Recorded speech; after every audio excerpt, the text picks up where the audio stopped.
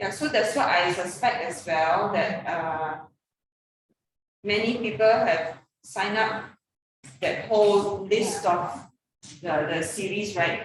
And today I'm sure many people are already on a holiday mode, balik kampung and all, right? Very busy making rendang already. Yes, here. I know because your kampung and everything is nearby here only, so no need to go very far. Already pre-prepared, everything is recycle. Until Chinese New Year pun recycle saja. A few accessory different okay. As long as one different.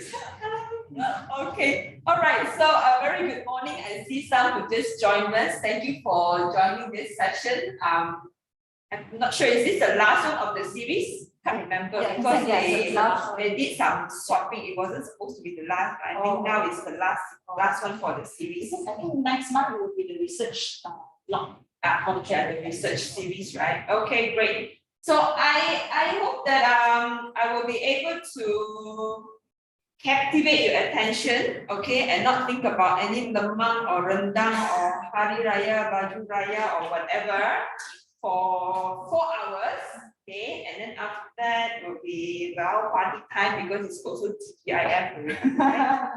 And then starting 1st of May, so many kelonggaran already. Yeah, so it's time for party. Okay. Wendy, thinking about Now okay, thinking about today is okay. because Wendy is Wendy is the only one, if I'm not wrong, she is still in the midst of her semester. The rest are already finishing and marking papers and all. Yeah. So unfortunate for Wendy. Okay, so today's session is on active learning strategies for online courses. Those who are logged in, right? You can see my screen clearly? Yes. Okay, great. Okay, good. Okay, so it's up to you whether you want to refer here or there. Okay, so let's start. Okay, to begin, well, these are the learning outcomes. I'm not sure whether the communication that you got earlier, you got the learning outcomes or not, but here it is. Firstly is to, I hope that you'll be able to define what active learning is at the end of it, and then be able to describe the active learning methods for online classes. Okay, and 3, apply the 4-step process, which is a very simple and direct process for you to use to make learning active in your classroom. And lastly, I hope that you'll be able to design a lesson using active learning methods. Okay, I hope you got your coffee ready. I'm sure you have your laptop with you, and no doubt you definitely have your phone with you as well, right? Because you can never live without your phone nowadays. Okay, so these are the subtopics for today's session. We'll take a break at 10:30 and come back at 10:45. And we'll wrap it up at 12:45 so we can finish right on the dot at 1. Yeah.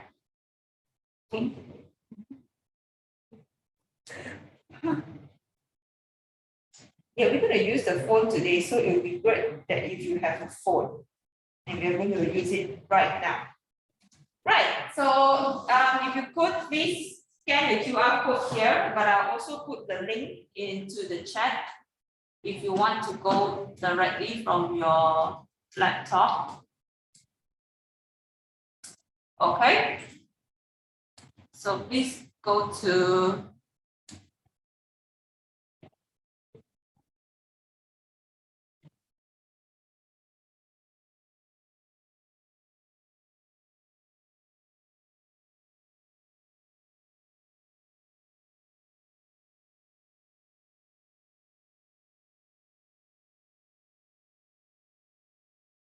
so there is a question there you should see.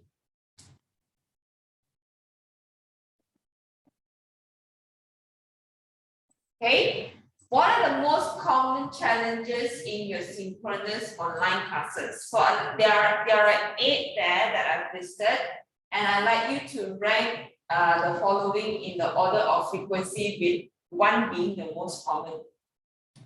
Okay, right? So you can rank it and then submit your answer.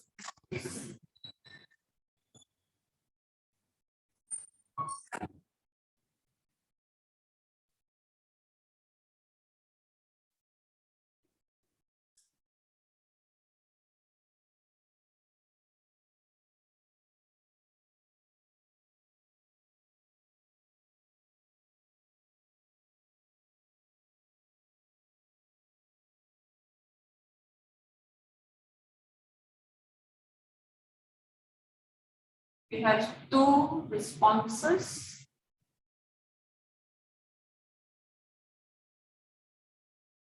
Morning to the rest who just joined us.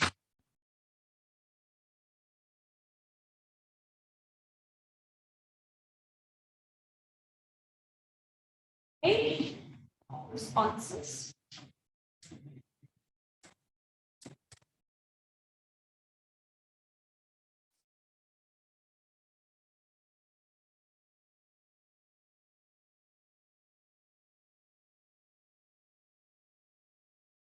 Right, so it seems like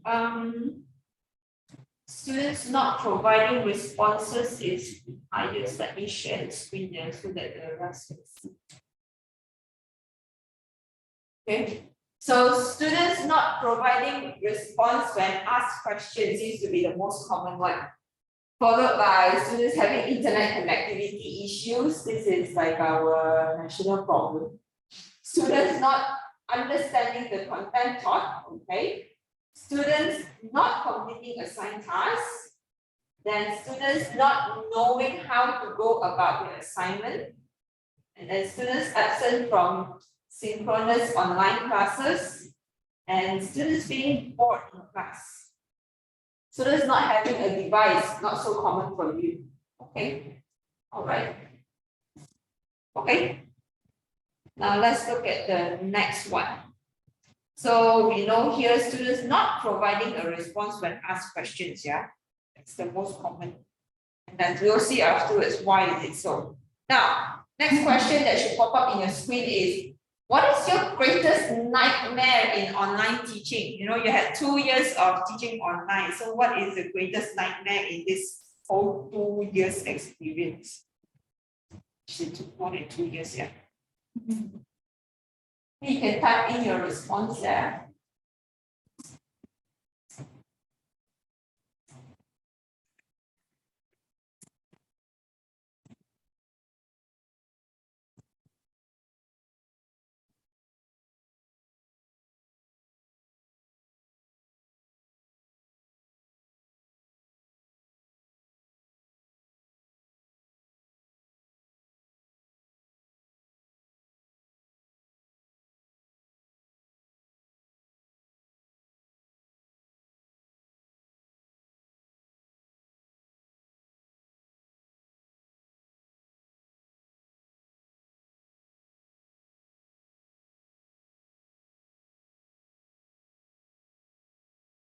Technical issues, okay.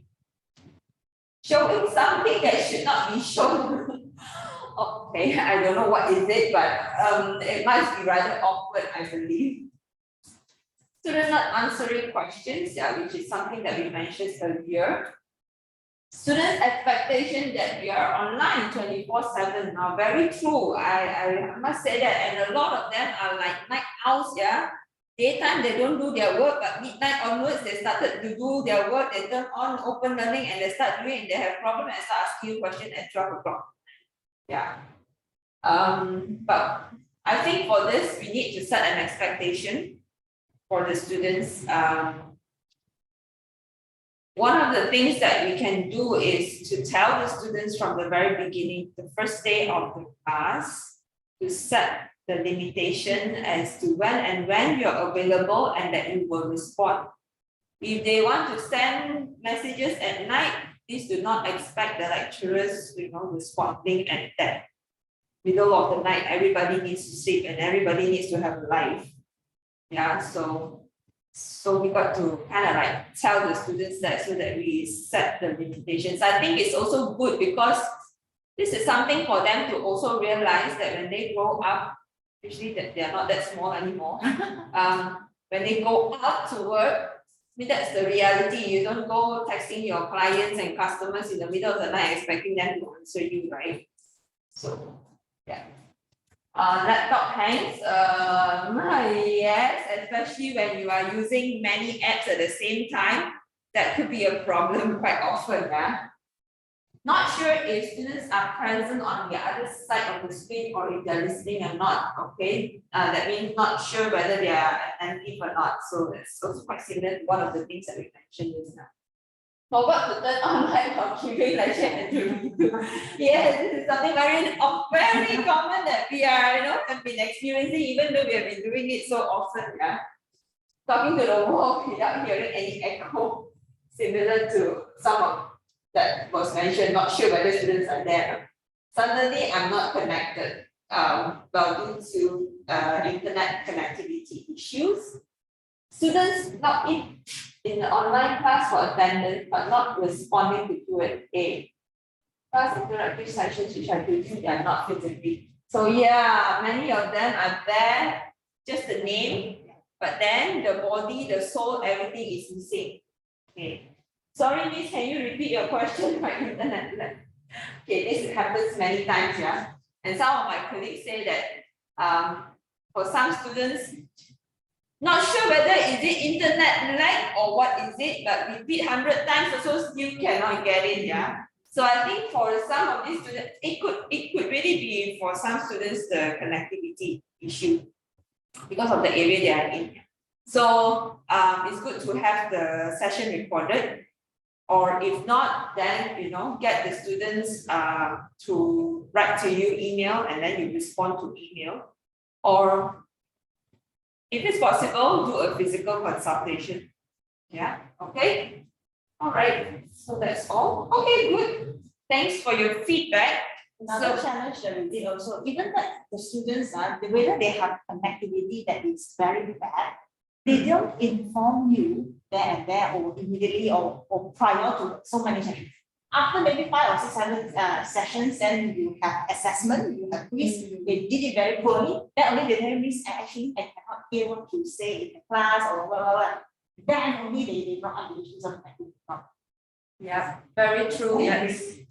I think those are like, sometimes I feel that they are no choice already. It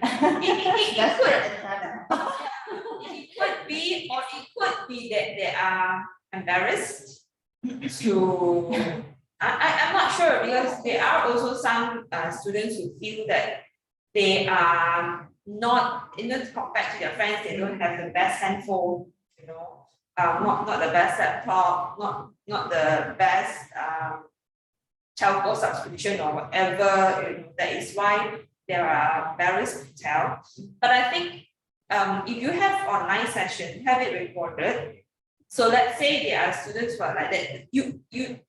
Don't have to wait for the students to tell you that, oh, I have connection issue. But you just tell if you have connection issue and you feel that you have lost part of what I've said, or you're not sure whether you've heard the things right or not, then the recording is there. Please feel free to go and watch it again. Yeah. Okay. Right. Okay. Thank you very much for sharing this. Let's stop and go back to the slides. Okay. So a lot of you seem to say that you have problems, students not answering your questions and everything, yeah. Students not responsive, students attend your classes, but not sure whether they are there or not, Q&A, they are not answering this and that, right? So let's take a look at what are students' perspectives on their learning. This is according to Kali Curry and his colleagues in a text in 2021, student perspectives on how different elements of constructive alignment support active learning. So this is what is said there. In a course that applied active teaching and learning activities, almost all the students described adopting a deep approach So in terms of learning, they are generally, we can divide it into the surface approach and the deep approach. So the surface approach is very much like, I don't know about you, but definitely for me is the approach that I took in school when I did history. Yeah, sejarah. You ask me, I don't remember anything at all. But basically, I just memorize everything for the sake of the exam and finish the exam, everything here, swung already, I don't know what happened. Okay, so that is really a very surface approach. You learn things at the surface, basically just to get through the exam. Yeah. Whereas the deep approach is where you have a very deep interest in the subject. You understand it very thoroughly. Okay, it goes right into you and you can remember it forever. Yeah, so that is the deep approach. Okay, so if you ask me, deep approach usually comes with the interest in the subject. Yeah. So example, like I said just now, for me it's history. Why? Because I don't like it. I don't like the course, I don't like the teacher, I don't like everything about it. So that is why, you know, I use the surface approach, because I just need to get through the exam. Right? But it as compared to, let's say, maths, okay, mathematics, I think that I have used a deep approach. Yeah, I would say I'm not super good at it, but definitely compared to sejarah, to history, I was much more interested. Okay, basically because I feel that it is something that you know, I keep practicing and doing, and I feel that mathematics is something that is important in my life. Yeah, because it doesn't matter in what field or what area I'm in my future. I need to know how to calculate, and I need to know the logical reasoning behind certain mathematical equation and why is it like that. So to me, that was why I have a deep approach towards the course. Okay, so that's the difference between surface and deep. Yeah. So here it says that if the course applies active teaching and learning activities, okay, almost all students describe adopting a deep approach to the course. Yeah. It appears that teaching that provides enough challenges for students, okay, requires active involvement from the students throughout the course, provides chances for peer support, and uses high quality teaching materials to support students to adopt a deep approach. So these three things, when I reflect on my experience, like I was talking to you about mathematics, challenges for students, I think it was challenging. So I looked at maths as well, you know, that the questions that were given, it was challenging. And does it have an active involvement from me? I think it does, because, you know, like I said, I keep analyzing the problem, I keep thinking about it, and I definitely have chances for peer support. Yeah, because thinking back, at that time, there was this guy I was interested in. He's very good in mathematics too. And partly because of that, I think, you know, that kind of so-called maybe was a created kind of a peer support that I could see as an opportunity for me to get to know him better. And I think that was one of the reasons, you know, that kind of peer support that I had that helped me to actually in the end score an A for my maths and maths. So that is why I said, I think I really took a deep approach in mathematics rather than my history. Okay, so you can reflect on your own learning experience and think about it, like, was there a course or a subject that you were using the surface approach? What was it like? Was there a course that you actually used a deep approach? What was it like? Do you see any of these kinds of things or not? Yeah, okay. So the way the teaching is organized seems to play a crucial role in guiding what the students actually do. Of course, I'm not asking you all to actually go and find like, pair or like experience, with a guy I'm interested in, but what I'm saying is like having peer support, creating the peer support among your students actually does help. Okay. So they say that instructors should always pay attention to how to actively engage students. Okay, and shift the focus to what the student does and should do in order to learn. So active engagement is the key to student success, and thus it's important to pay attention to how to engage students. So it's all a lot of things there mentioned about active. We will see what is the meaning of active learning afterwards, yeah? Okay, but before that, what about students' live online learning readiness? Are the students really ready to learn? You are ready to teach. You are very eager. You have your slides already. But then when you teach, no response.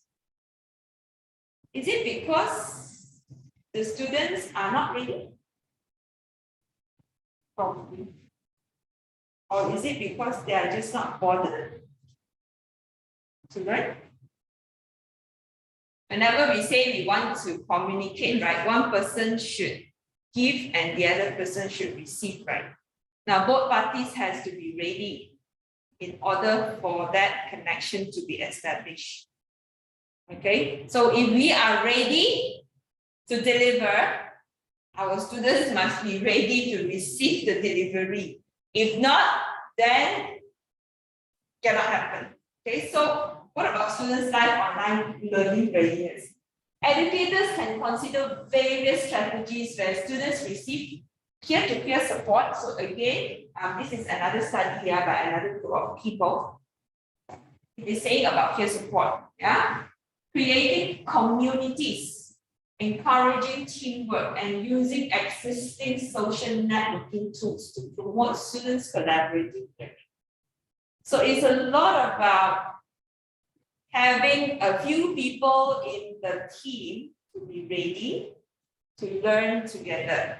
Okay, teacher-student communication, student-to-student interaction, question and answer sessions can be promoted to develop better online communication habits to enhance students' live online learning readiness. And many of you just now mentioned, I asked question, nobody answered. How come? Right? But here it says that, well, it can be improved if you have all these things established, as in that community to learn together. If it's established, you will find that your question and answer, there will be people responding to you. But how do you go about that? How do you go about creating that kind of a community to begin with, right? Okay, so what we say here is actually, it's not so about students not answering your questions. Perhaps they are not ready. And why they are not ready? Maybe there is some kind of lacking somewhere. And to them, their research shows that it is the peer support, the community that is not really established. So they feel, not safe and not secure to actually open up and share. Okay? Right. Well, I kind of have a different opinions on that. I think they are in their most cozy and comfort zone in their own spaces. So because why I say that, because sometimes when my classes and then somebody accidentally they lock it on the phone, accidentally they press the webcam, and then you can see the pillow and the thing. Yeah, it's at their most comfort position, but again, or they were kind of distracted with other things. I mean, your parents are calling you something or something. distractions, yes. And then so those are the things that aside from as what they are not ready. maybe we can categorize that those as they are not really ready to focus in class. So that might personal. Yeah, I think you're right also. In a way, those are the things like, sleeping, lying down on the bed, having distractions and all this. It could likely be grouped as in they are not ready, they are not ready for the class. And why is it that they're not ready for the class? And we will discover why is it that they're not ready for the class. Why is it that they are lying on the bed, instead of sitting upright, focused, that kind of thing, right? Any questions from there? The other side, are you all okay? All right, yeah. So far. Okay, good. Hi, Susie. Hi, Shalini. I think I'm getting to know UG people a little bit more. I am trying to learn the face and the name, but I think I'm better at the names at the moment. I hope to learn the faces very soon. Okay, so why active learning? We talked about active learning just now, right? So why active learning? We did talk about just now a little bit already, where the recent research show why active learning. But this is actually quite old, 2014, but it establishes a very good start to why we should use active learning. Okay, today you want to listen to me? Strange. Okay, so in this research by Freeman, where there is no active learning in the course, it shows 34% of failure rate. However, when active learning was used, okay, the failure rate actually goes down to 22%, and not only that, it shows a 6% increase in exam performance. So that's the finding of Freeman's research. So using active learning not only decreases the failure rate, but also increases the performance. And that is why he is promoting active learning. Now, but why is it active learning that we should use for our students? And why is active learning, seem to have an impact on our students? So we look at the divided attention or the dwindling attention of our general audience, yeah? So here it says that the average human attention span in year 2000 is actually 13 seconds. That means you, me, every one of us. Our attention span, right, is only 13 seconds. And in 2015, again, you and me and everyone, okay, the attention span is only 8 seconds. 2000 is 13 seconds, 2015 is 8 seconds. Now it's 2022. How many seconds? 3?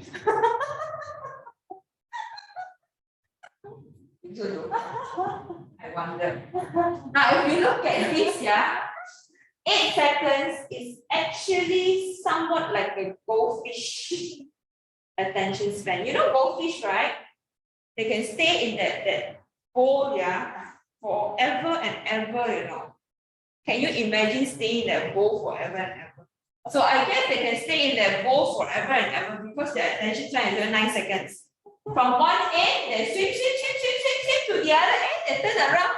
Oh, that looks like a new place. And then they swim. They turn around. Hey, that's a new place, So perhaps because of their short attention span, they can be in the small goldfish bowl for so long. Okay, so you can see that our attention span generally is just going down. Yeah. And now for an average internet user, okay, we talk about internet user means people who are online, yeah, it's only 3 to 5 seconds. So that is why your students started fluffing the pillow, very nice, putting the blanket, Because only 3 to 5 seconds. Good morning, class. Today we are going to. Oh, okay. Skip already. Well, that's it. Because 3 to 5 seconds only. So how are we going to manage this kind of attention span in our classes? I mean, as we move forward in the May semester, we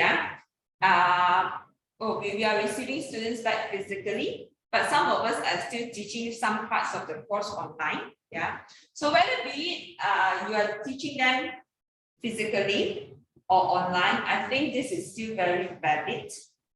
Okay. Even before the pandemic, you teach them in class also don't know what they are doing sometimes, right? Their soul is somewhere else already. they are performing, the Chinese operas and when the people want to control the This is the best moment of physical class. You can see, you see the eyes going up, going there, and then they will just move, and then and the eyes is like they're not rolling over directions already. But at least it's indicated to you, Yeah, so online is like cannot indication. That is awful. So this is the best part. So no matter whether online, offline, whatever, this problem is always there because it is not just them being online, but basically just because of the dwindling attention span, right? So now, when we look at it by generation, so it says that Gen Y, the attention span is 8 to 12 seconds, okay? And Gen Z is 8 seconds. So which generation are you from? Excellent. 80s. No, 80s. Excellent. So you see how many generation gaps already? So we shall see afterwards which generation you are from, okay? But I'd like you to think about it. Is it 8-second attention span or is it 8-second filter? What is the difference? Attention span and filter. If you look at the way, maybe you can also evaluate your own self. When you scroll on Facebook, YouTube, right? You will see whichever that attracts your attention, and then you will stay and watch for a while. Then after that, not interesting. Okay, go, next one. So is it a filtering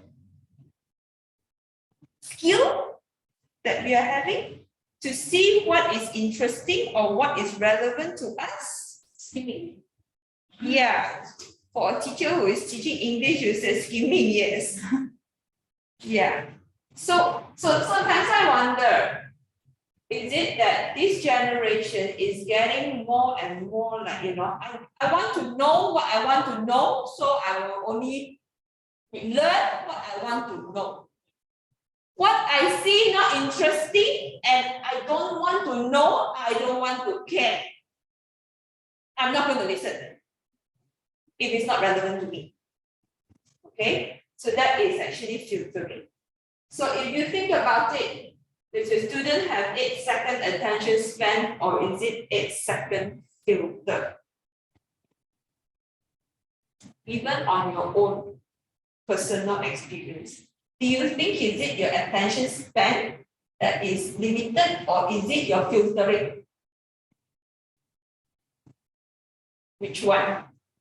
Filtering for me. Yeah, but again, when we start to filter, it's because that we already have directions or the game from what we must learn or require to learn. Yep. But it's for those that, especially those that just come out from secondary schools, right?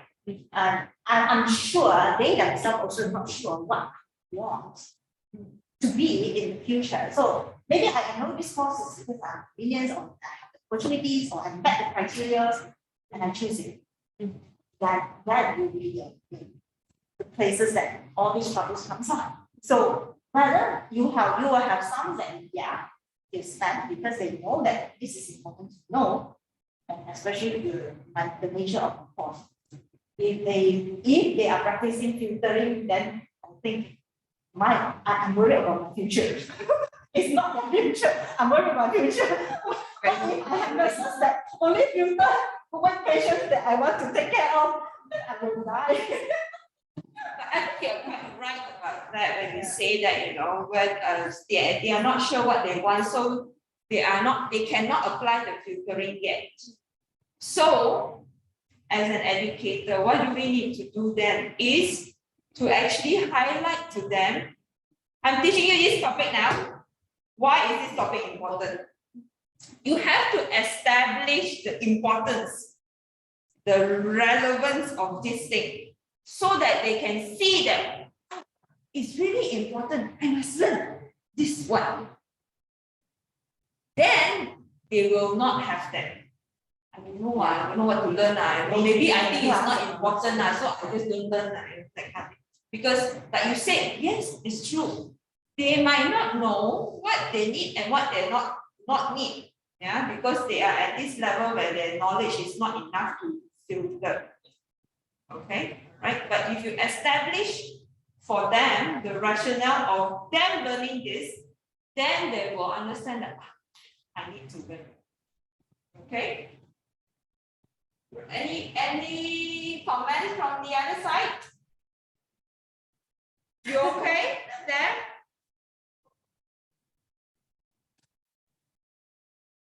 Anybody want to feedback your own personal experience? Do you have 8-second attention span or 8-second filter?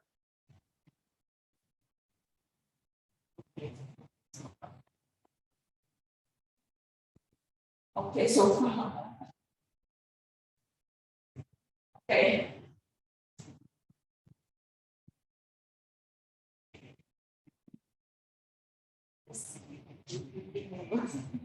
Let's keep repeating low. What do you mean, Stephanie? Just keep repeating low.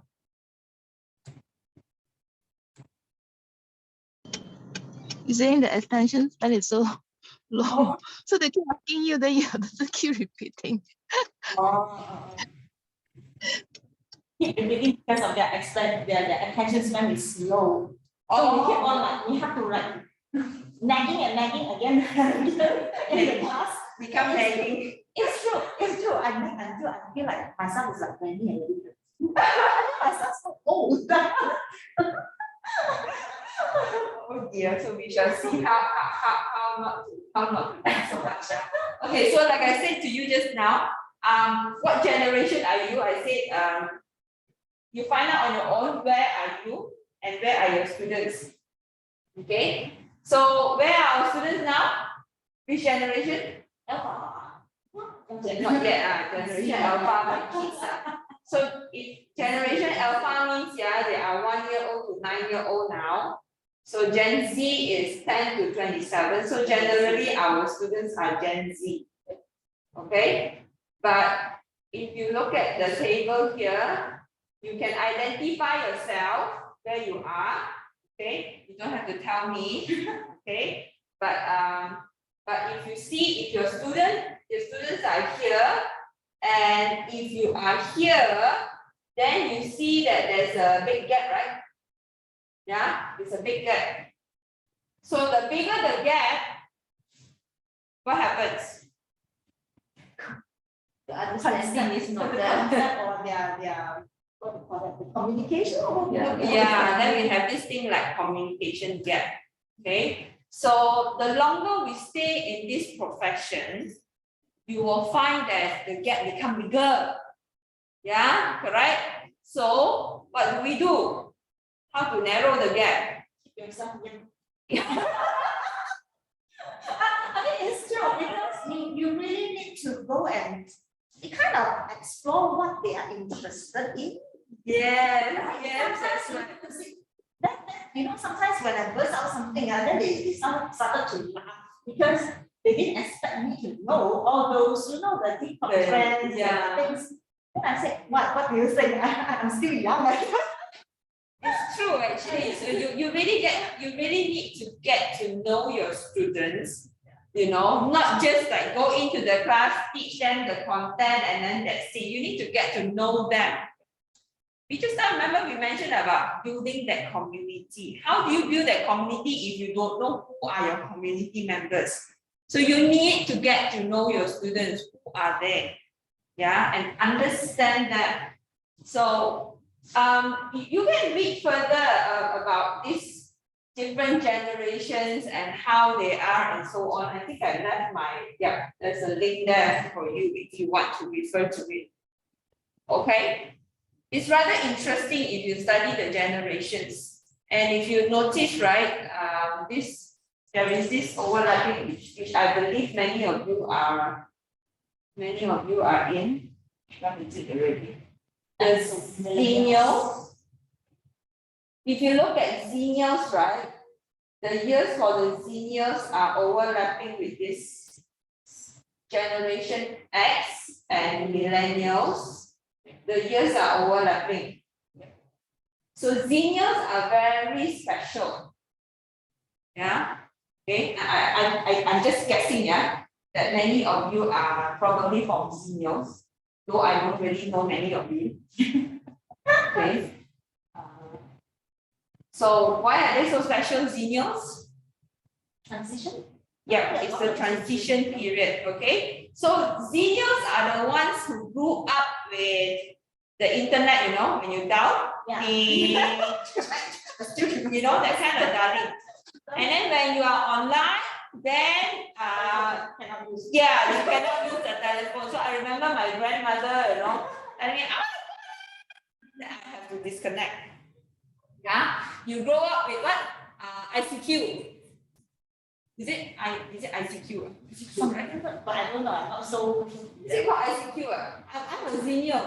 Yeah. So I grew up with telephone.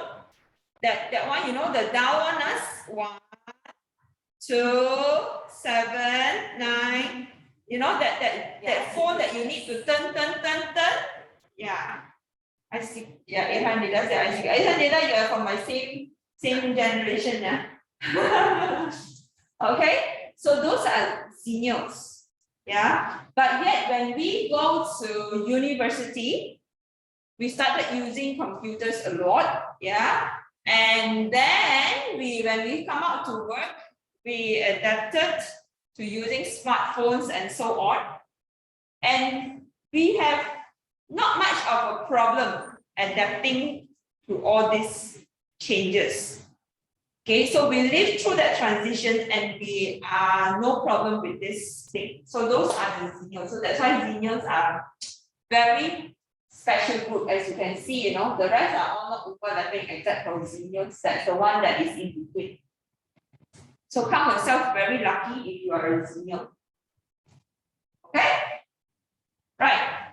So this is just for you to kind of like have a perspective of your student, where they are, and also of yourself, where you are, and understand that there is a gap and you need to do something about the gap in order for you to be able to build that community with your students. Okay, now this one here is a very common graph when we talk about student attention. I'm sure you have probably seen it before. You understand what is it? Anybody can describe the graph? What does it mean? The longer the lecture, the shorter the attention span. Yeah. So attention span will drop after a long time. Yeah. So starting a bit low, but then it picks up a little bit at 10 to 15. And then after that, that's it. Go down. But suddenly at the end you go up. How come?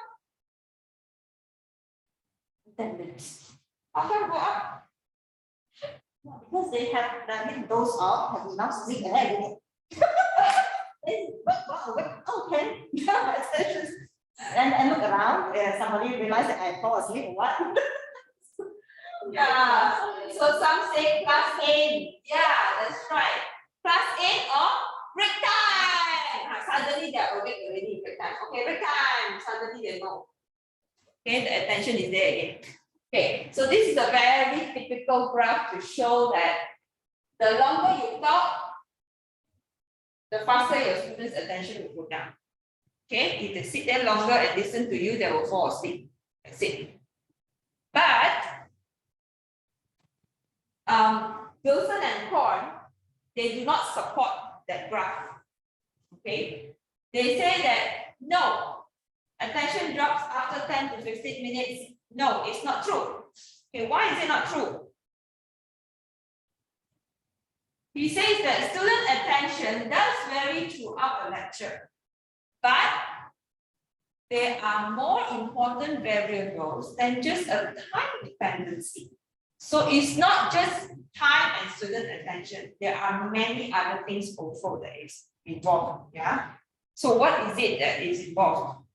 Beyond that, teachers must do as much as possible to increase students' motivation to pay attention, as well as to try to understand what students are really thinking about during class. Okay, so he's saying that teachers can do something about it. Okay, students' dwindling attention is not only because of time, but also because of what the lesson is about and what the teacher is doing in class. And that is why it dwindles. It's not just because of time and then it dwindles. Okay, all right.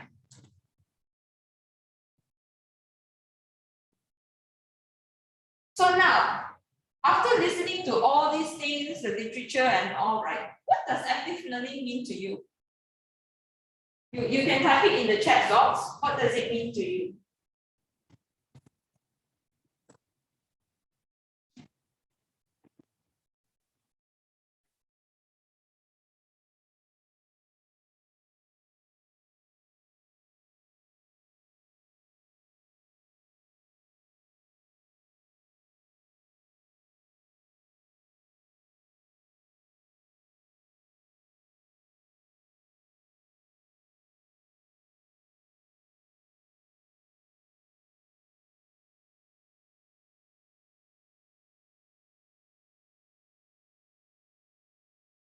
Okay, we have Shalini saying a two-way interactive learning, right?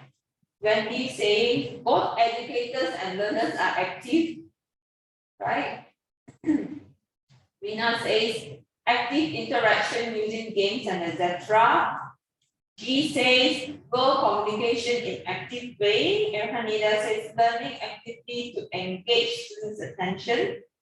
But the learning that involves active communication, thinking, and analysis. Okay, any more? Any more suggestions?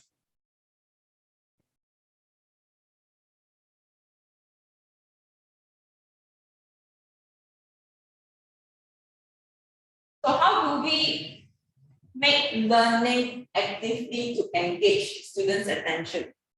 What is it that we need to do, or what is it that the students need to do to be engaged, to be attentive?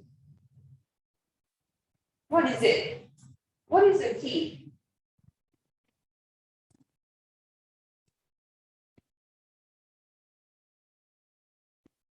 So according to Bondel and Asen, this is their definition of active learning. Active learning involves students in doing things and thinking about the things they are doing. So the two key things is doing and also thinking about what they are doing. So which means to say they cannot be sitting there passively listening to you talk. Okay, because that's not going to be active learning. That is passive learning. Yeah. However, last time when we all, I think lah, okay, all of you come from almost the same generation as me lah, okay. When we were in university, our lectures are like 3-4 hours, right? And our lecturer can talk only, right? And we can just, write notes and still listen. But now you ask the student, not even 5 minutes, they don't know go where. How come? They are not writing. They are not writing, they are not taking notes. They are not writing, they are not taking notes, They have many distractions, there are many distractions. maybe their phone. Yeah, so basically, like this now what I've shown you, the generation has changed. Things change. Talking about this, suddenly I changed my mind. My daughter, who is 11 years old now, she kept telling me, I need a phone. I need a phone. You need to buy me a smartphone. Next year, I'm 12 years old. I want a phone. I said, for what? I said, when I was your age, 12 years old, I know nothing about phone. My first phone was when I go to university to study. You cannot compare. Your time, my time different. So you see, that's the generation gap. Yeah. And she can go on telling me, your time you also never learned it online and use computer to learn. Now she's giving you the lecture. Which is so true, because she was telling me, my friend is only 8 years old and she got a phone already, and I'm 11 years old. I never had a phone. Those are the kind of things. Don't buy, you will regret. I know. Don't give her. Yes, until now I still haven't given her. I told her, you write me a 1,000-word essay to tell me the reasons why I should buy you the phone. I said, after I evaluate your essay, then only I will think about buying or not. Everyone suggested thank you. Don't buy. Yes, everyone just said don't. Yeah, after that, I know I can. And my friends also, I've seen the things that they tell me. It's like terrible. So hard to control them, right? Okay, right, coming back to this, yeah. So it's actually really the generation changes and the environment that we are growing in. So we cannot expect our students to learn like how we did last time. Okay, because I have encountered through my training with many lecturers that say, I don't understand why I can learn like that, my students cannot learn like that, why I must change. My lecturer teach me like this, but last time I learned perfectly well. But now why you ask me to change the way I teach, like I learn well, what my students cannot learn. It's like, the generation, the times, everything has changed. So we cannot keep on forcing them to learn the way we did when that's not the way they learn. Yeah.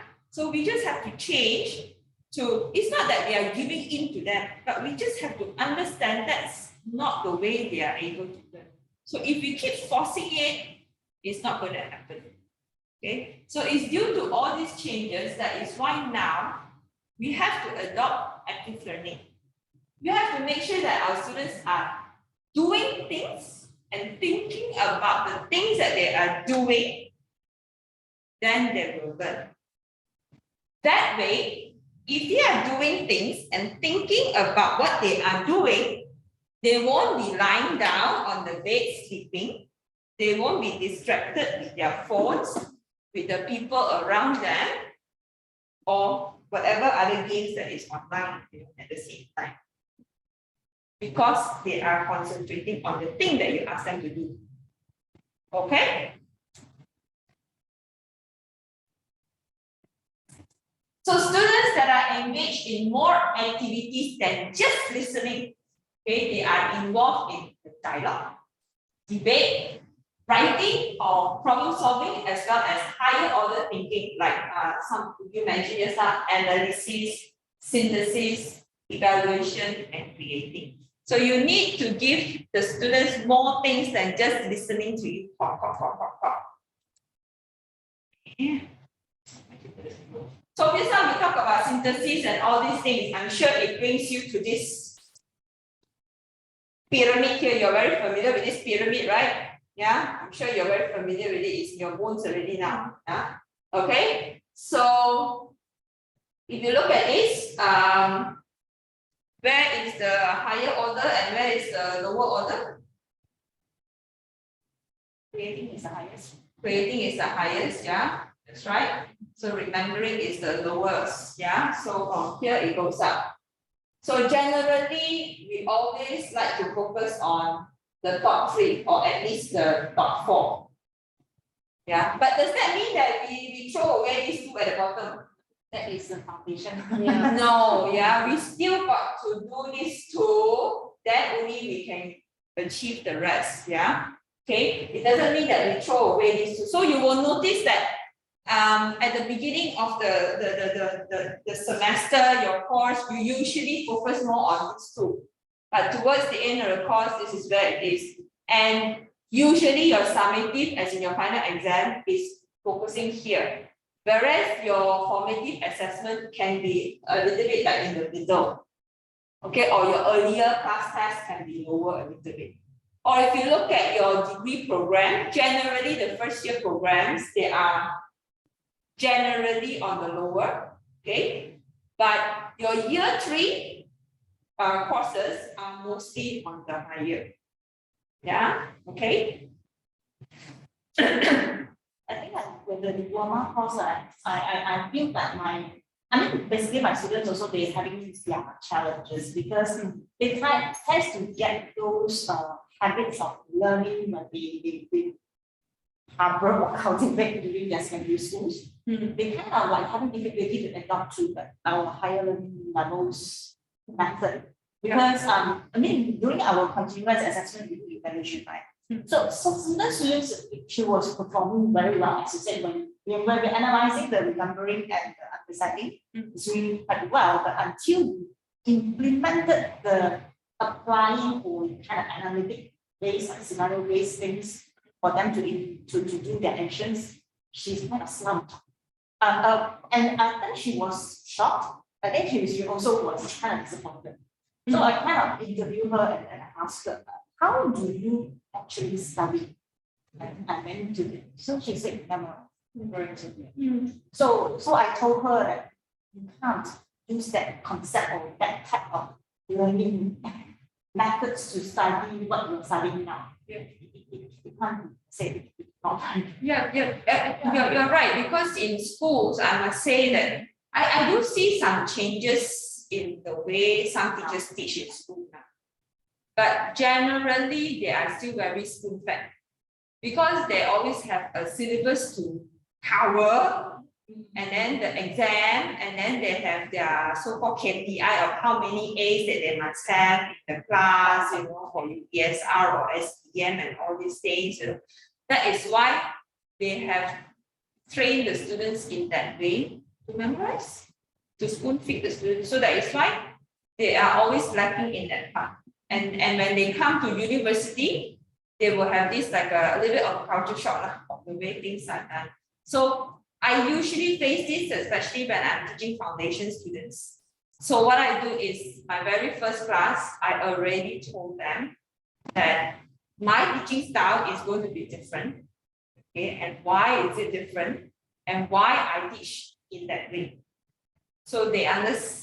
With that expectation, they know that their students, I tell them also strictly, your responsibilities as a student, what is it? And my responsibility as a teacher, what is it?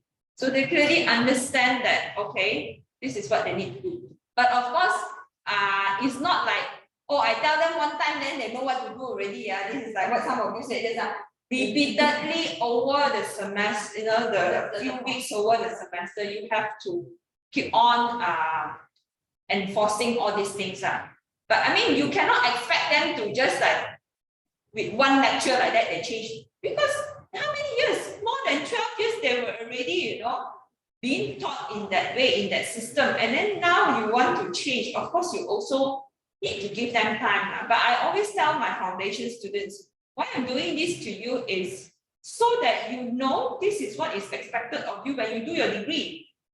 This is like your practice ground now, okay? So that you don't get a shock when you go to degree. It's higher level and your lectures are not going to spoon feed you anything anymore. You've got to know how to be independent on your own. So it takes time now. It takes time. I mean, some students are really like kind of alert or but some students I just don't know. And it's just stubbornly refuse to accept your advices or instructions. I don't know.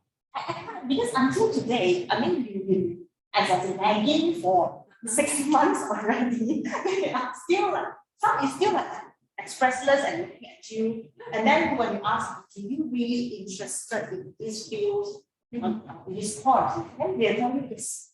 But their action shows you the other. So I myself in a dilemma. I'm not having some mental problem or psychotic. Am I seeing something that is hallucinating or what? But what I've encountered with some students is like what I explained just now about some lecturers. I have always learned that way. Why you ask me to change the way I learn? I have always learned that way and I score so many A's in my SPM. Why is it that now you tell me that this is not the way that I should learn? They insist on, they insist on their concept. They already embedded in their mind that this is. But I tell them that one is SPM, now it's a university, okay? Okay, so coming back here now, this one is, just now I showed you Bloom's taxonomy is one pyramid. This is another pyramid at Gardner's cone of experience. Okay, so what do you see here? Where is the so-called active learning kind of a thing? It's at the bottom. Bottom? The rest of everything is at the bottom? Yeah. Yeah. Okay, it's at the bottom. This red one is a part that is considered active learning and it uses the higher order thinking skills. Whereas the one on top is the one that is lower order thinking. Like I said, they are still important to help you build on this one. Okay, because without this one, you cannot achieve this. Okay. So now we have another one called the learning pyramid. In terms of the learning pyramid, we look at the learning style, the general learning style. Learning style also that there are many debates or school of thoughts on it. Yeah. But generally here what is shown is auditory, visual, and kinesthetic. Okay, these three types. So where do you think you prefer in terms of active learning delivery?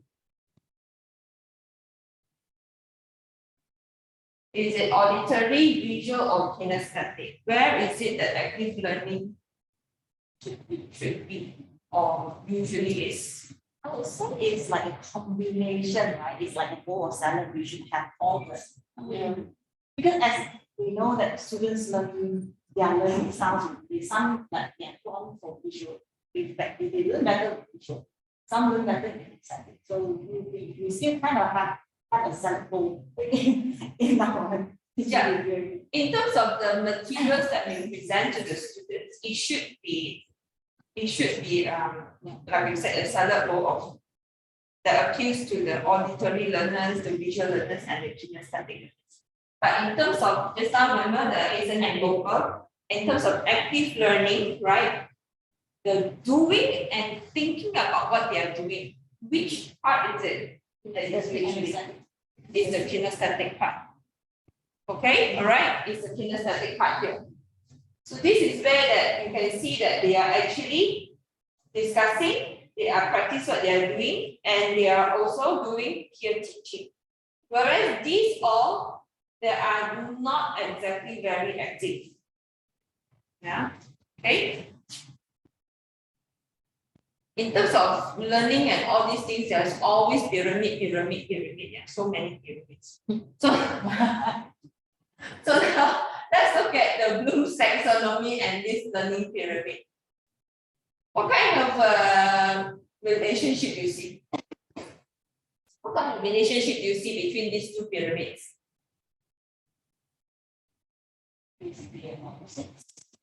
Yeah.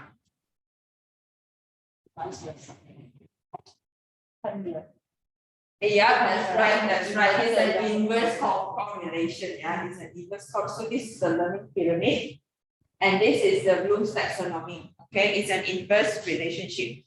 So what does it mean here, inverse relationship? If you see from here, complexity of thought gets more, right? yeah, the more complex the thoughts, okay, the more interaction with the content or others, interaction with the content, whether they demonstrate, they discuss, you know, with others and everything, okay, and that means that the retention of information will be better. So if you compare asking them to listen to a lecture to remember something and to ask them to create something and then teach someone about the creation or teach someone to create something, which one they will remember more? It's definitely the things at the top that they do. Okay, all right. So that means learning activities that use more complexity of thought.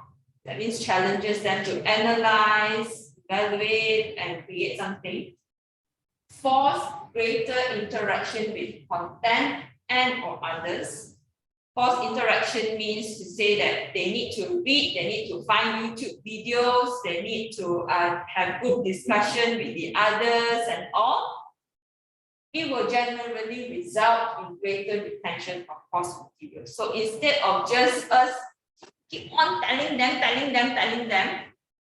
ask them to do it, then they will be able to learn better. Okay?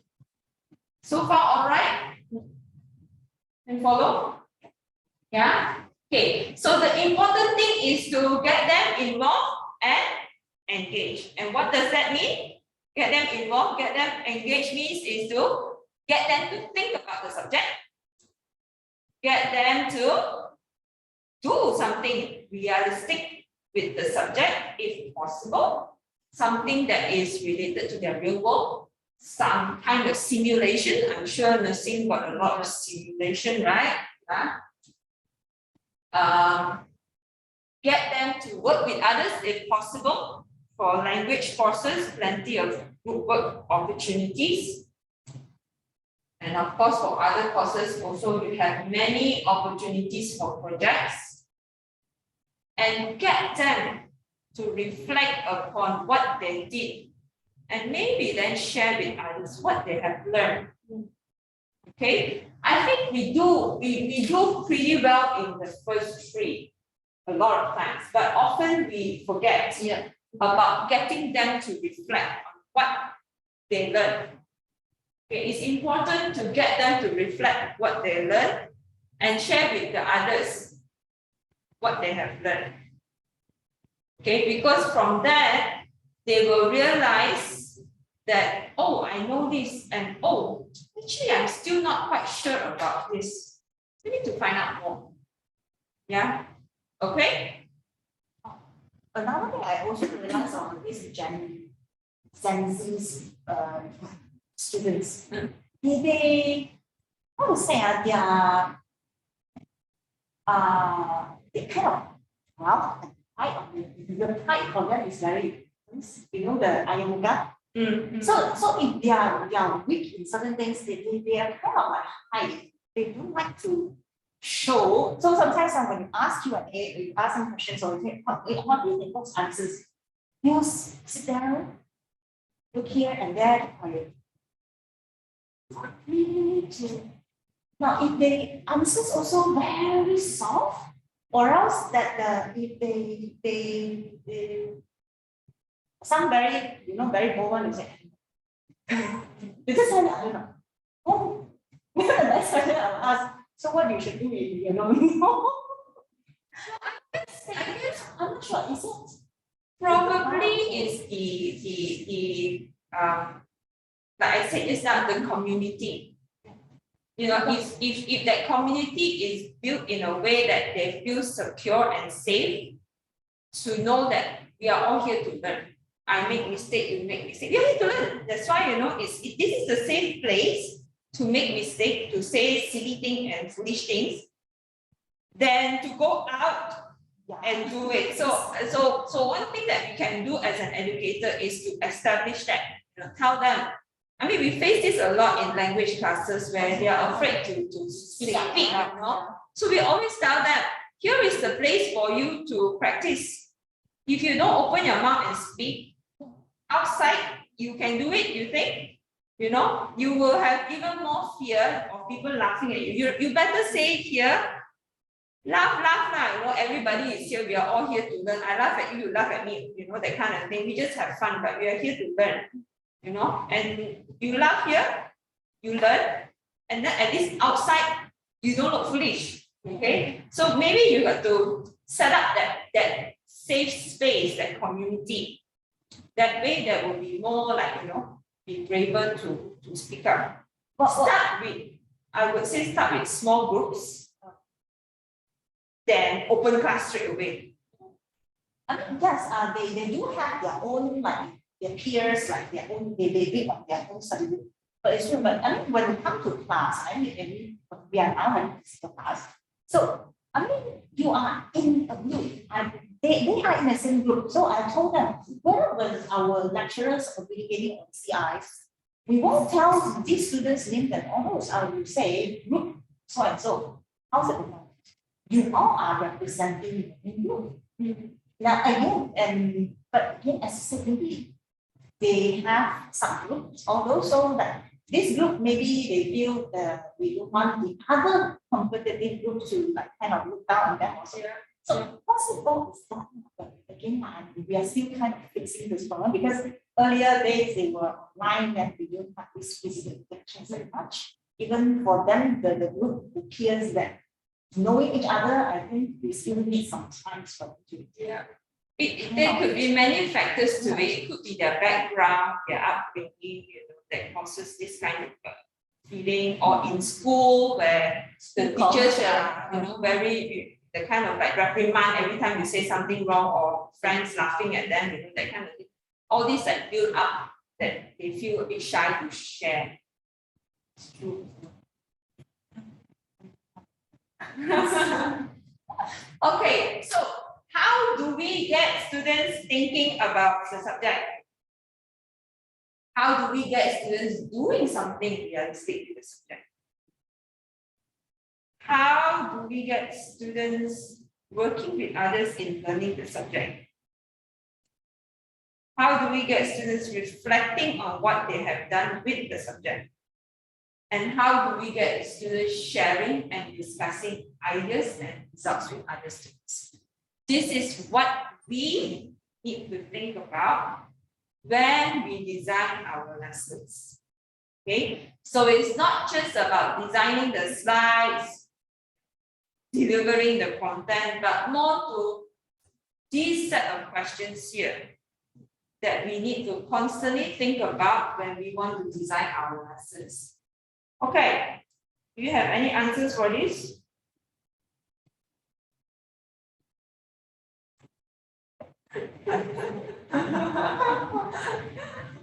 Okay, so I'm going to share with you some kind of activities which are considered active learning activities, which are able to answer all the questions there, yeah? You might be doing some of it already, I'm sure. Yeah, I'm very sure. But there is a whole spectrum of it, yeah? Okay, you can see from this one by Chris O'Neill and Teresa Pinder-Grover. There is simple all the way to complex. All these are different kind of active learning methods that you can use. Okay, one very common one that is always used is think, pair, share. Are you familiar with think, pair, share? Yeah, what do you do in think, pair, share? Subtitles are subtopics that we let them assign them to kind of think of this, maybe given the scenarios of all these things and what if you met this type of patient, so what actions to do, right? Then we have their subgroup that after that they kind of share with the others. Okay. Right. So it's just basically you having some time for individual thinking. Okay, example now, you know, for this session, I can say, okay, what is active learning? in your opinion, what is active learning? I give you 1 minute, you think. So everybody, quiet time, 1 minute, think. You can think and write down. After that, I will say, okay, pair up, Bai and Rina, Stephanie and Susie, you know, who and who and who and who. Okay, now you share with each other 2 minutes what you all wrote or what you all thought what active learning means to you. Okay, so they share with each other in pairs. Then after that, they share as a group, as in a huge class. So maybe then you can, example, something that I like to do is, you know what, like what you were saying, usually students very shy to share, you know, what they think and all. So in this part, usually what I do is, I will ask Bai to share what Rina said. Instead of asking Bai to tell me what she thinks, I ask Bai to tell me what Rina said, so that, oh, I'm talking about what she said, not I say, you know, so they don't feel so pressured, you know, this is what she said, not I say, I don't know what she said, you know, that kind of feeling. But at least it gives them an opportunity to open their mouth and talk. And also at the same time, if I ask Bai to tell me what Rina said, then that will make sure that when they pair up and talk, they really talk. Okay, and Bai is really listening and understanding what Rina is saying. Okay, and not just talk about, hey, baju raya, your this year one, where you buy? Wow, expensive. Oh, wait, I buy from where? That kind of nonsense will happen, yeah. So that is how to make sure that they are doing and thinking about what they are doing instead of something else that is not relevant to your course.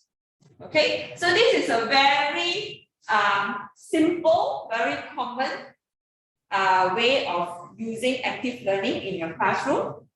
Of course, things can go very complex until to the extent of experiential learning, where you go for site visits. Dr. Ehan Nida, maybe you'll be able to share your experience with experiential learning. Yeah, you take your students out for site visits a lot, right? Yeah. So how is it? How does your student like the session? Okay, normally before we go to the site, I will explain to them, I will brief them what they are going to learn, because normally we learn about tourism attraction management system, that the tourist attraction, like for example, Fort Cornwallis. So how do Fort Cornwallis manage the attraction? What are the strategy that they are using? So they can apply in the proposal that they are making for the subject. So how helpful is this method for your students to learn? For tourism field like us, definitely this is very effective, because they are learning from the real case study. So for me, this is very effective compared to just study the case study online like that. Okay, thank you very much for sharing. Okay, does anybody else want to share any techniques that you know you might have used before in your class?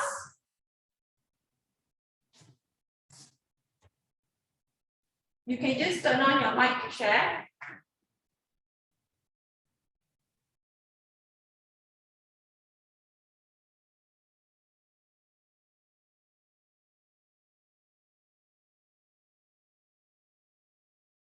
Nobody?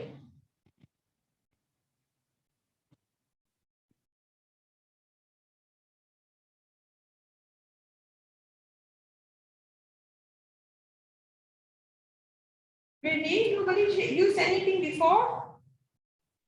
I'm surprised. You know? I think it's basically the same as everyone else, you know, all those role playing, group discussion, what else? Games. So yeah. Nothing out of the ordinary. Like if you ask me what's jigsaw discussion, I'm not sure about that. hands-on technology, I think it doesn't apply to language, especially when it's online. If it's physical, then probably you can do a lot of, games and all that hands-on. Not to say technology, but hands-on games. Like preposition, line them and then ask them to move around their friends and all that, yeah. Other than that, not familiar. I'm sure you all use a lot, I mean, not you, but most of everyone use a lot of active review sessions using games like Kahoot, Yeah. quizzes. Yeah. Yeah, those are also some form of active learning. So I'm sure some of you are already doing these things, like definitely group discussions you have, like role playing, right? Peer review, I believe in some of your courses also you do that.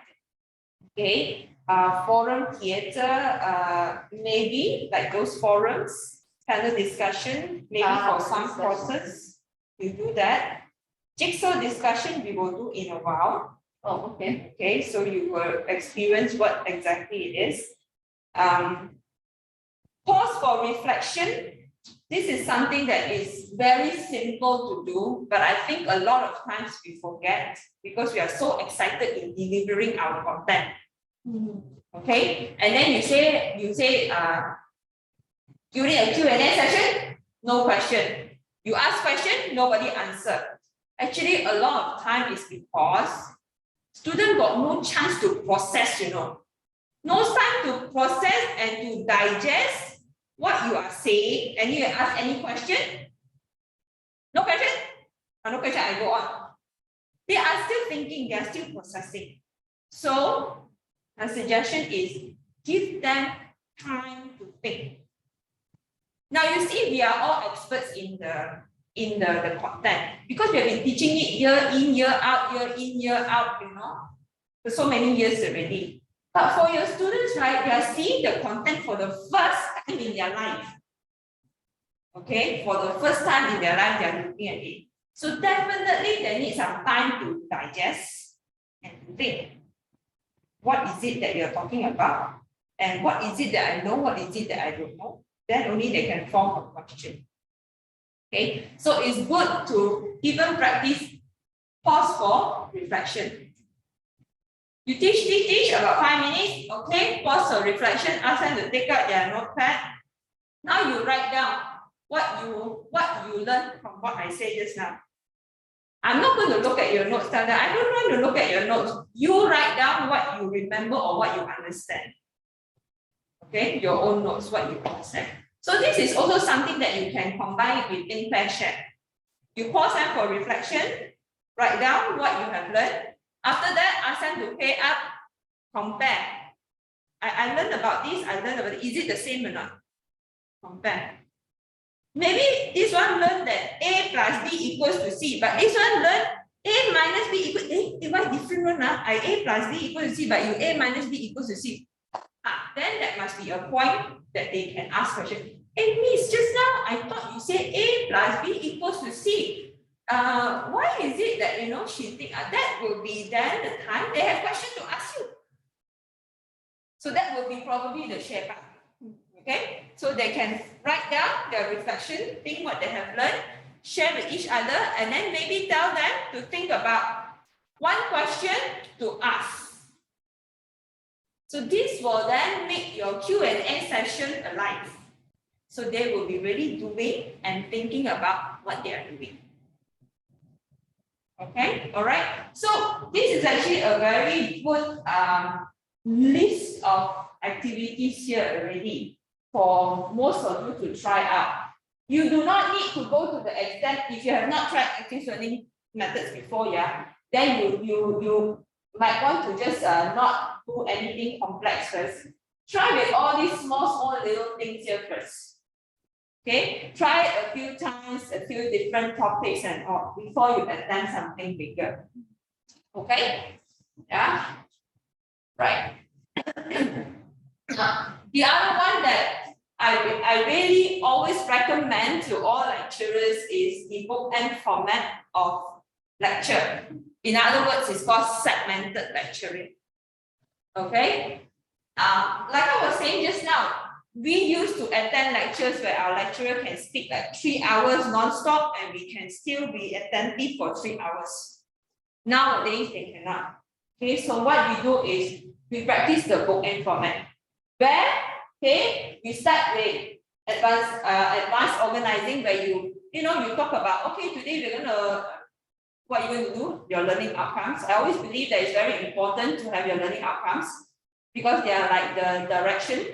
You are telling your students, okay, today we are going to Kuala Lumpur. Okay, we want to see the Petronas Twin Tower. Yeah, okay, so that is learning outcomes. And then after that, you teach. You must make sure that your students are aware of the learning outcome. Because at the end of the day, if your students do not know the learning outcome, sesat jalan. You arrive already at the end at Petronas Twin Tower, you ask your students to look up. See the Twin Towers. Your student, the cicil don't know where, jalan, which jalan sesat already or stuck in Ipoh eating dim sum already. Didn't arrive at Petronas Twin Tower. See the building or not? Don't see anything. Okay. And if you didn't tell your students that we are going to see the Twin Towers, this student wouldn't know that, oh, I'm supposed to see the Twin Tower. He wouldn't even realize that he actually the cicil. Yeah, so that's why it's very important to start with your learning outcomes. Yeah, and then you go on with your lecture. 10 to 12 minutes, you talk about one subtopic. Excuse me. One subtopic, and then after that, 3 to 4 minutes. This is just an example. 3 to 4 minutes, turn to your partner, as in like you use the think, pair, share format. So this is the part you do some active learning activities. Then after that, you continue with part 2, subtopic 2 maybe, okay, of your content. And then you go to your active learning methods again. Turn to your partner, exchange information or whatever. Then you do your part 3. And it goes on and on like that, okay? So that is how segmented lecturing or the bookend format should be. You shouldn't be lecturing talk, slide after slide non-stop. Your student all fall asleep already. You also don't know. So it's the same thing. You are, you tell your student we are going to the Petronas Twin Tower. You ask them to get into the car and then you drive. So as you are driving along the way, you want your students to learn as you go along the way how to get to Petronas Twin Tower. You will drive them there this time, but you are not going to drive them there forever and ever. Are you? No, right? You drive them there one time only. So you have to teach them, okay, this is the landmark. What is it you see here? Then you drive further. Then after that, this one, what is it that you see here? And then drive further. Okay, after that, you will see this, then you will see this. So the next time, they know, okay, when I drive this road, that I should see this, I should see this, I will remember. Okay, so that's basically what we should do as we are facilitating their learning. Okay, right? Any questions so far? Are you okay? The other side, okay? Yeah, we are okay. Yeah, right, great. So during your intermittent discussion, yeah, just now that part, the intermittent discussion, so you can do things like this. These are just, I just listed some activities for you.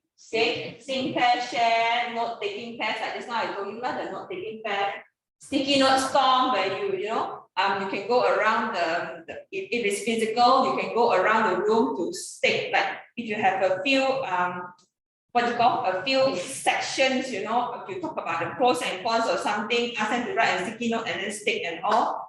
Of course, in the online class, you can also do that because there are a lot of these like Jamboards, okay, Jamboard or Padlet that you can use to do it. Sage and Scrap is where you again put them as a partner.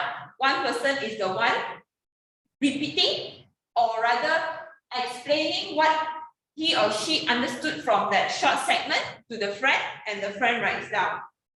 So it's something like peer teaching. Okay, so these are all the intermittent discussions that you can do in between of your short lecture. Yeah, okay.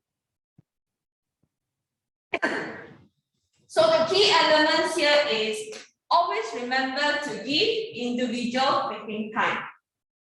Okay, allow them to have interaction with their peer. Okay, whether it's assigned or you can even sometimes let them choose their own random partners.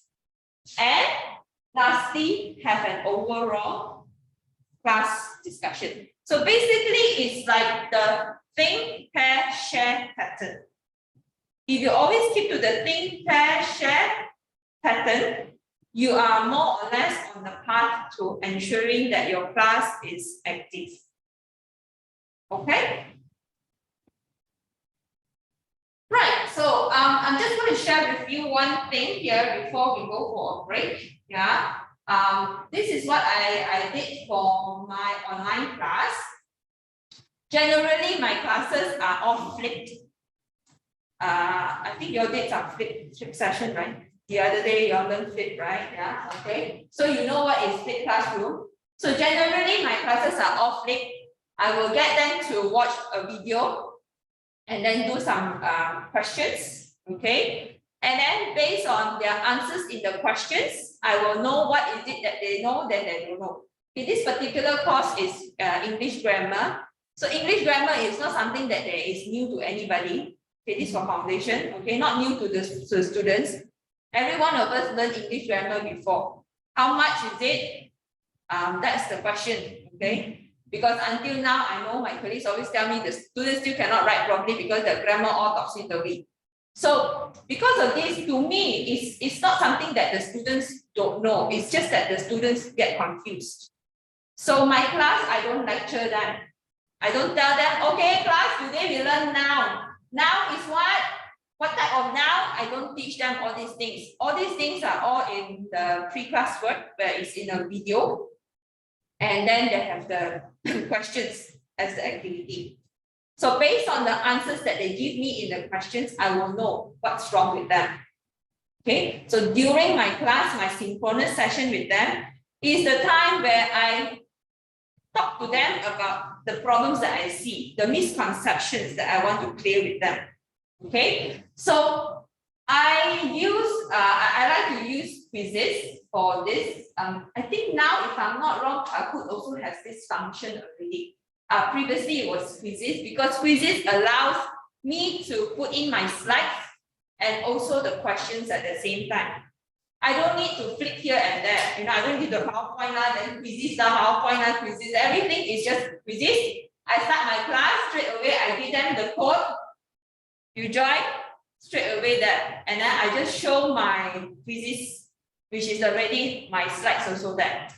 So I will show them my slides. In my slide, I will like this. This is the problem that they have. They don't know which one is which and all, right? So I will explain to them. Okay. What is what? Why is it like this? Why is that like that? So I clear the misconception.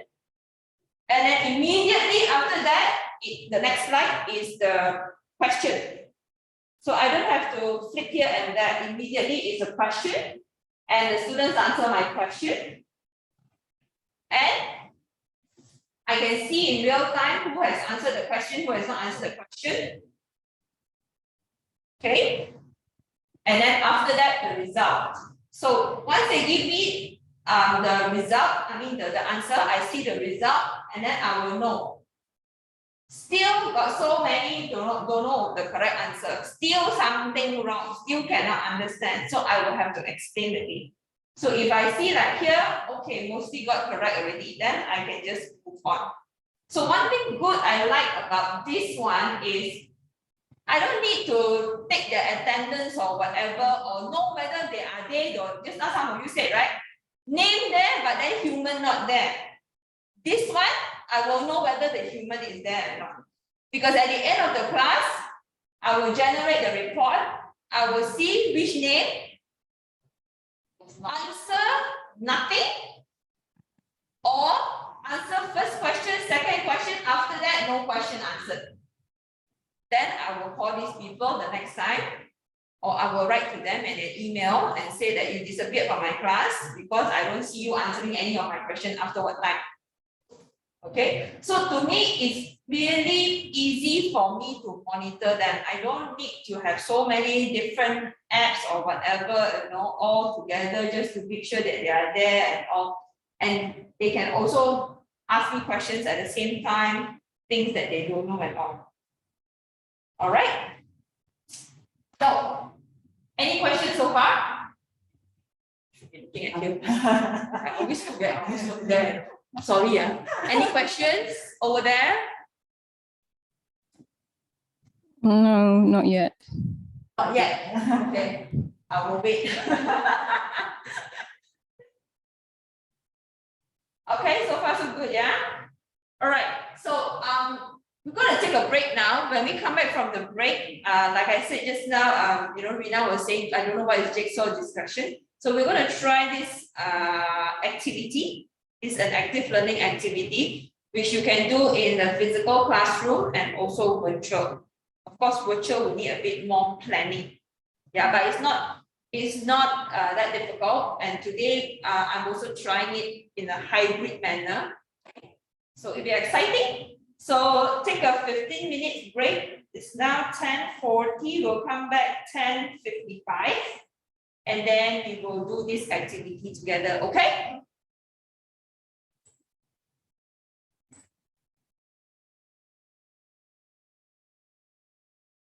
All right, over there.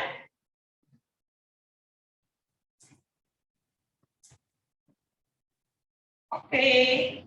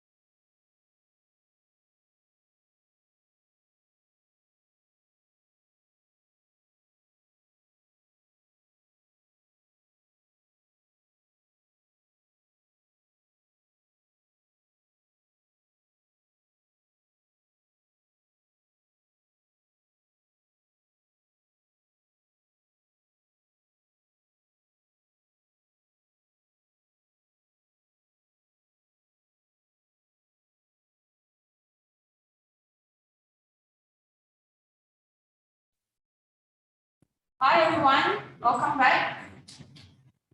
Right, I hope you have your coffee, tea, or Milo, or something to eat so you got energy to do some work now. Okay, so we're gonna do jigsaw group project and or what you saw earlier in that line graph thing that I showed you. It's called jigsaw discussion.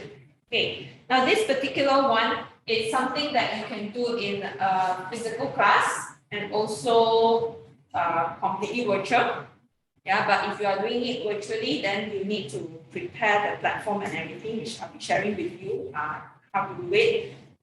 And even in like now, hybrid mode and all. Okay.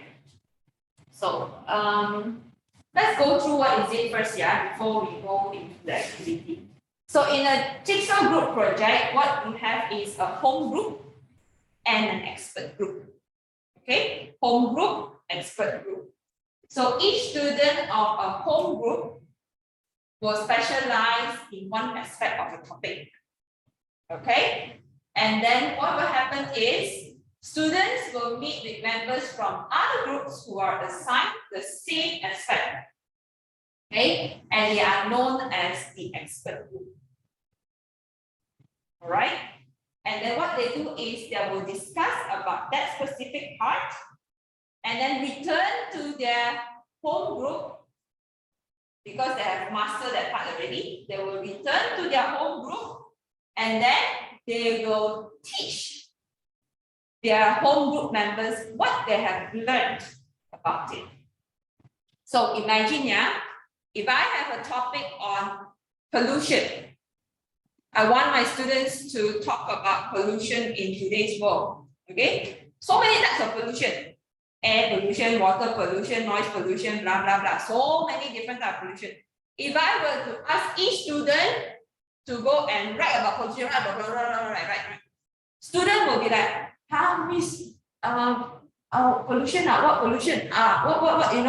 They will be all a bit lost and all, right? So instead of asking them to do it like that, you get them into groups to brainstorm for ideas and all.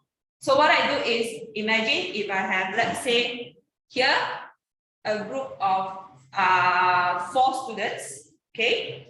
And this is the home group, okay? So I will have, let's say pollution, we have air pollution, water pollution, noise pollution, and soil pollution. Okay, all right, 4. Okay, 4 types of pollution. So we're going to look at 4 types of pollution. 4 group members here. This is a home group, yeah. I will say, Rina, you look at water pollution. Bai, you look at noise pollution. And then I have, let's say, example here, Stephanie, you look at noise pollution. And then I have Susie, you look at soil pollution. Okay, so each group here will have 4, like that. Okay, this is the home group. So every home group will have one of each of the subtopic. Then after that, I will say now you go to your expert group. So expert group will be all the noise pollution will be all together. So one noise pollution will gather at one table. They will only study about noise pollution. So they are the experts of noise pollution. So another group will be just on soil pollution. Another one will be just air pollution. Another one is water pollution. So they just study about that particular part, specific part of that pollution. After that, they are experts already of that topic. Then they gather, they come back here into this home group.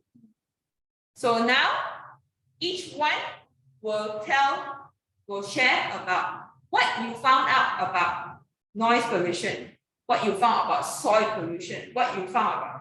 So what is the most prevalent, most serious pollution of today? As a group, you all talk about it and you decide.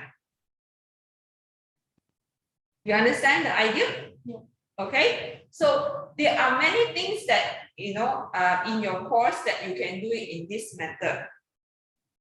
In this kind of planning. Yeah, but you just need to think about it ahead of time.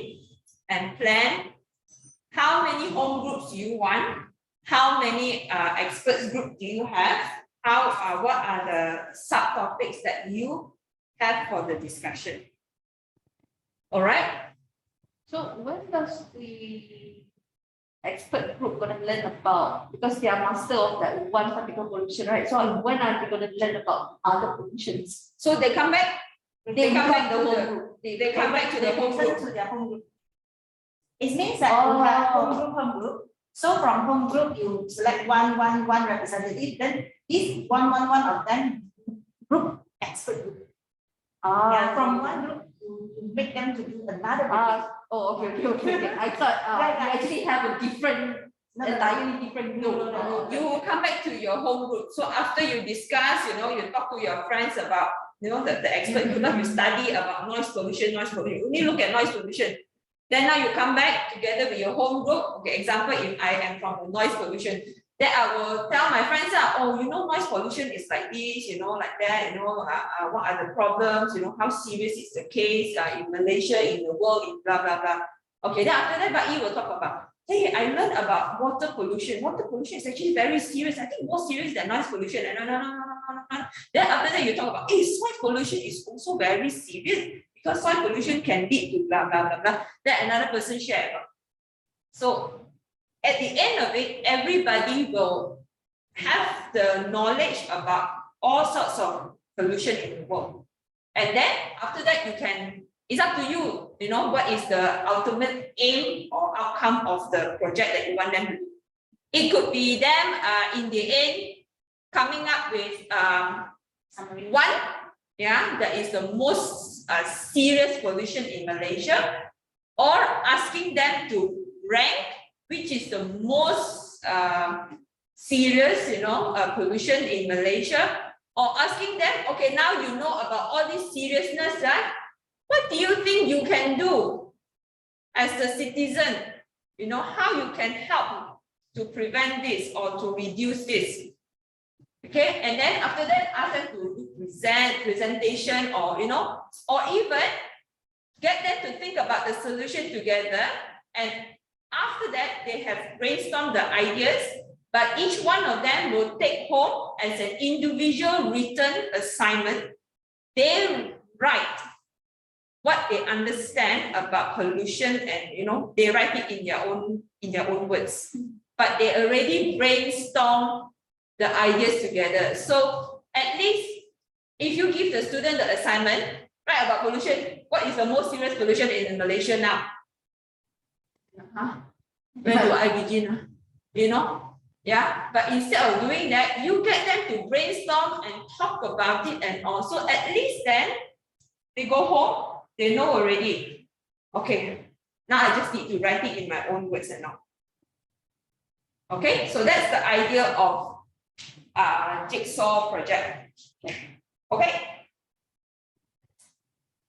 The rest of you okay? Check. All okay? Over that side, you understand? Any questions?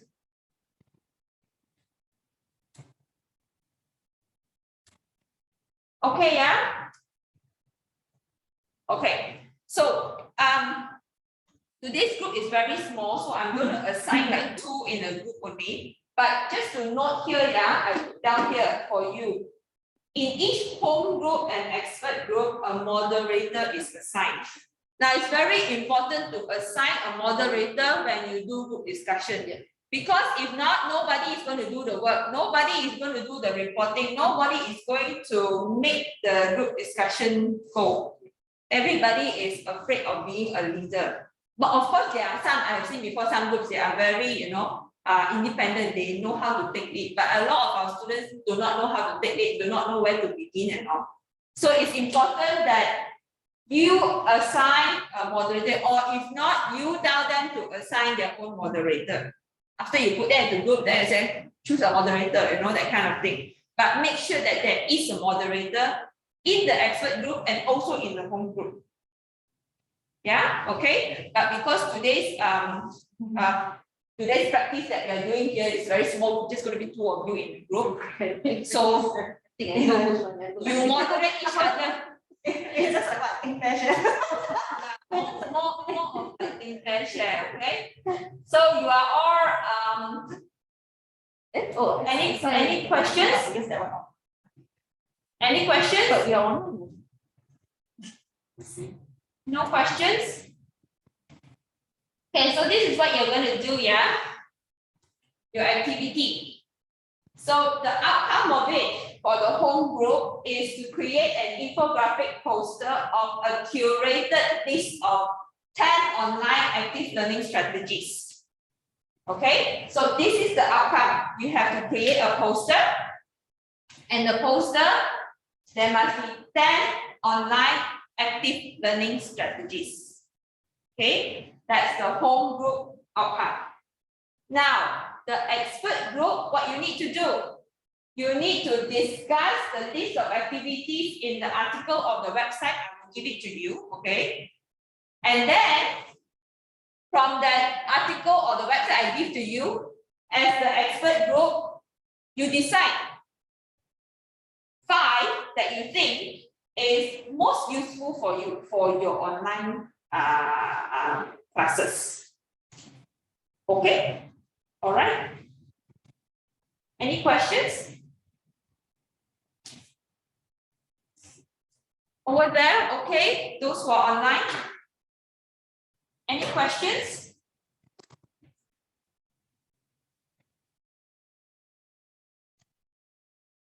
Okay, yeah.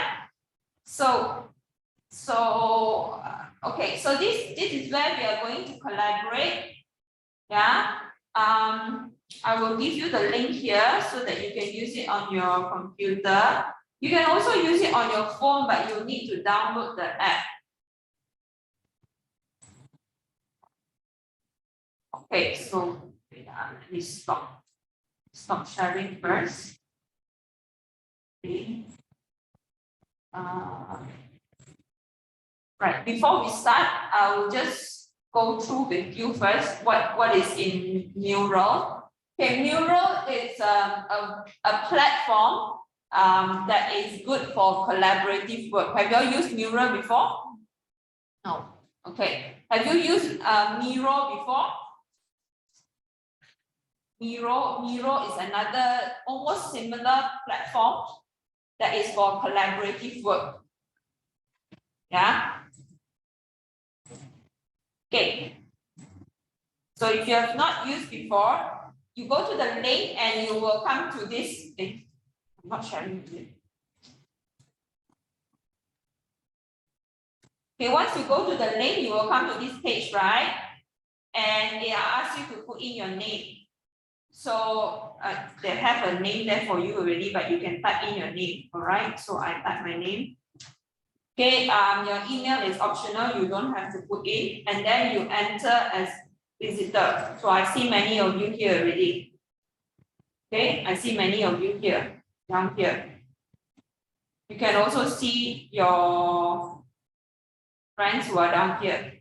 Okay, so now this is like Mural as in like mural, whiteboard kind of a thing, yeah, where you can move around to put in your things. Got too many things around. So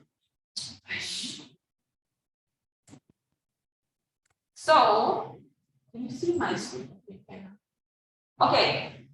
So if you click on this home group here, on your right, there is the outline, right? If you click on this here, everybody very busy moving around. Yeah, because I mean, on our page, you can't see your own name. So we're thinking, am I in there? Yeah, I think my name. You are there, you are there. So that's why we are kind of shuffling around. Okay, so my instructions are all already listed in this mural. Okay, so the home group, you create an info. It's the same instruction that I used just now, but I'm showing you. In you do it with your students, you can put all your instructions here also. Just because you cannot be sharing screen here and there, right? So sometimes the student might miss out your instructions and all right. So you can put your instructions here. So create an infographic poster of 10 online active learning strategies, and then try to include a short description for each strategy so that we know what is it. Okay, so how do you create the infographic poster? You can use Canva. I give you the link here. You can just click here. Click here, open link, you say okay. Right, then it will open up to Canva here. Or you can use PictoChart and you click on the link here. Okay, there's a PictoChart link there also. And then after that, you need to post your infographic poster here. Here means is the mute. Sorry.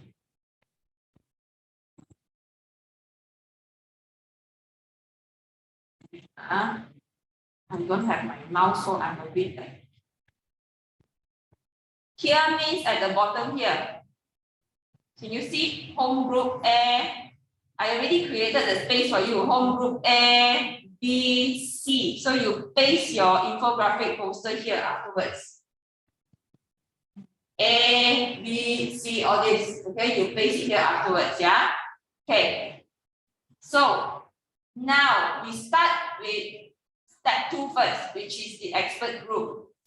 Right? I will put you into your breakout rooms afterwards, and you will have to discuss the list of activities listed in the article on the website assigned here. Then decide 5 that you think is most suitable. Okay? Then you bring back to your home group. Okay? 5 that you think most suitable, and then you bring back to your home group, and then you compile into the 10.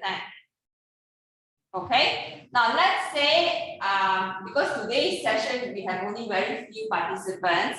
Let's say if I have 3 members in a group, then you might have 15, right? You bring back. So from the 15, you decide 10 only. Okay, all right, you don't have to put all. Can ya? So afterwards, I will tell you you are expert group 1 or group 2 or group 3. So if I tell you you are expert group 1, then you click on the link here. Then you will go to the link. Okay? Every single one will open to a page, which is different. Expert group 1, 2, 3, 4, 5 will have all different links. Okay, so you read through here and then you choose 5. You discuss with your team members which 5. Okay, so far so good? Yeah. Yeah. Okay, so now I'm going to put you into your breakout rooms.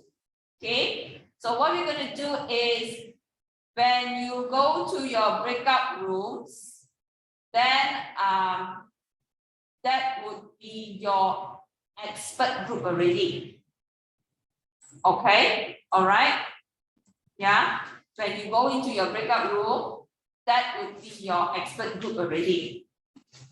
Okay, then afterwards, I will tell you who is your home group member. I'm just doing it a little bit in an inverted way today because there are not many of you here. Yeah, okay, you can understand? Sure. Michelle, the poster, do we do it in Canva? Sorry, Susie. The poster, do you do it in Canva? You can do it in Canva or PictoChart, up to you. Okay, all right. Up to you, or if you want to use any other app also can. Okay, Okay, yeah. right. Okay. Any more questions?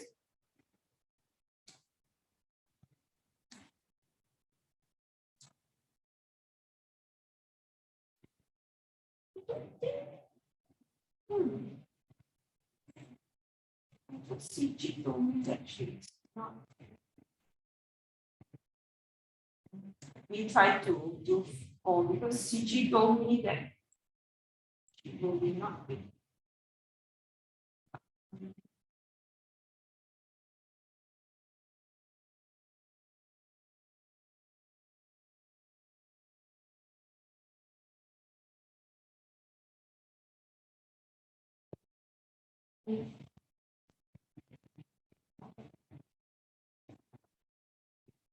Okay, ready? Yeah, Stephanie and Susie, I'm not sure whether G is in or not, because just now she told me that she needs to leave, but her name is still here. So if she is not around, then just the two of you. Okay, all right. So I'll start the room. You will have. I accidentally. Never mind. Have, I forgot to say. But actually, you don't need a breakout room, right? Because it's just you. and Yeah. me. Doesn't matter, because I have been waiting, I mean, So room one meaning expert group one, right? yeah, lah, that's why I haven't said it yet, I accidentally. One.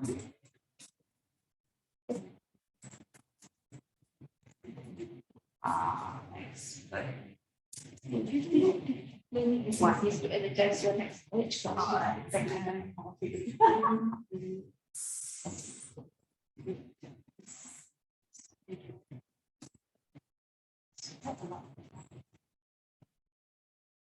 Okay, let's see.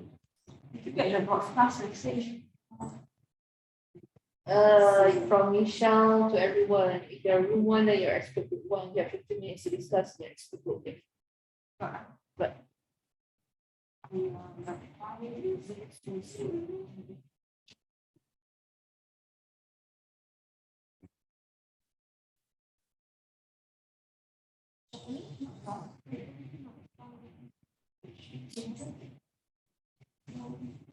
Stephanie, Jihan, you need to click to join the breakout room, yeah?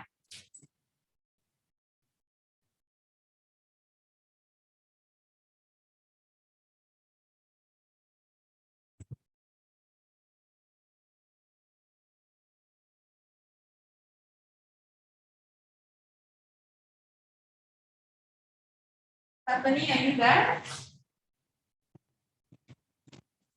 Just move.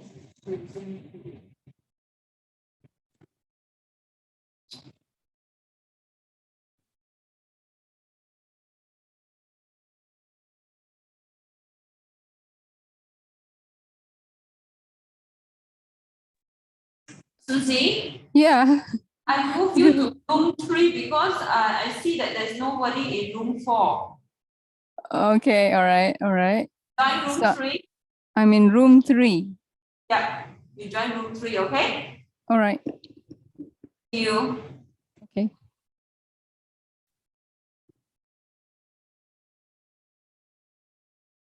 Oh. Hello. hello. Are you okay? Yup, we are reading in our expert group, group 2, right? Yeah, that's right. Okay, you got my broadcast message. Before I say it, I accidentally clicked already. Okay. All right, good.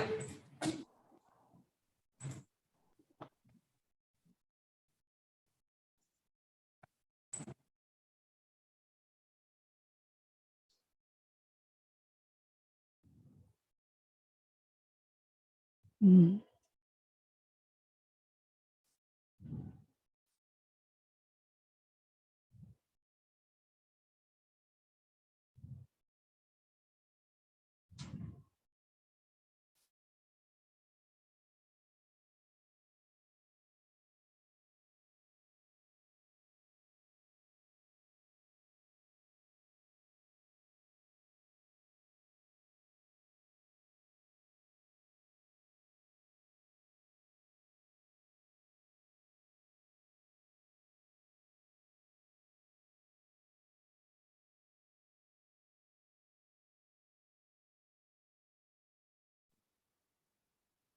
Hello? Hello? Steph? This one is group 5 or group 4? Because I went inside group 4, there's nobody there. So you're not in group 5, right?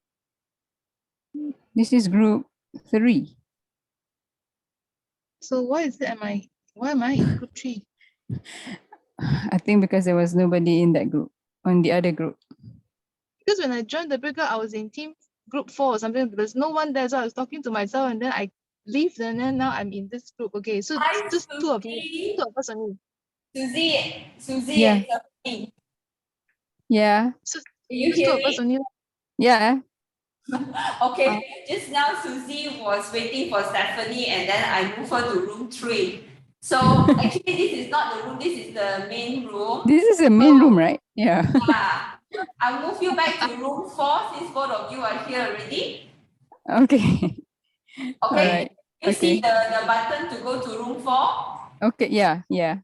Okay, all right. So we join there now. Yeah, you join room 4. Okay. Wait, where's the button? Do you have the button, Stephanie? No, I don't see the button now. What button? There should be a button that asks you to join the breakout room.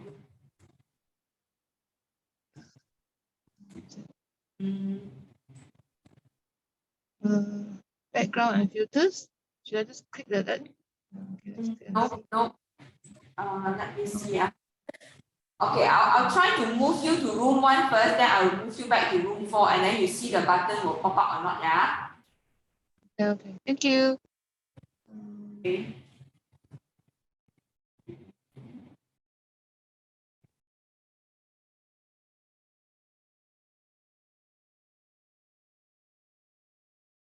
Do you have the button now?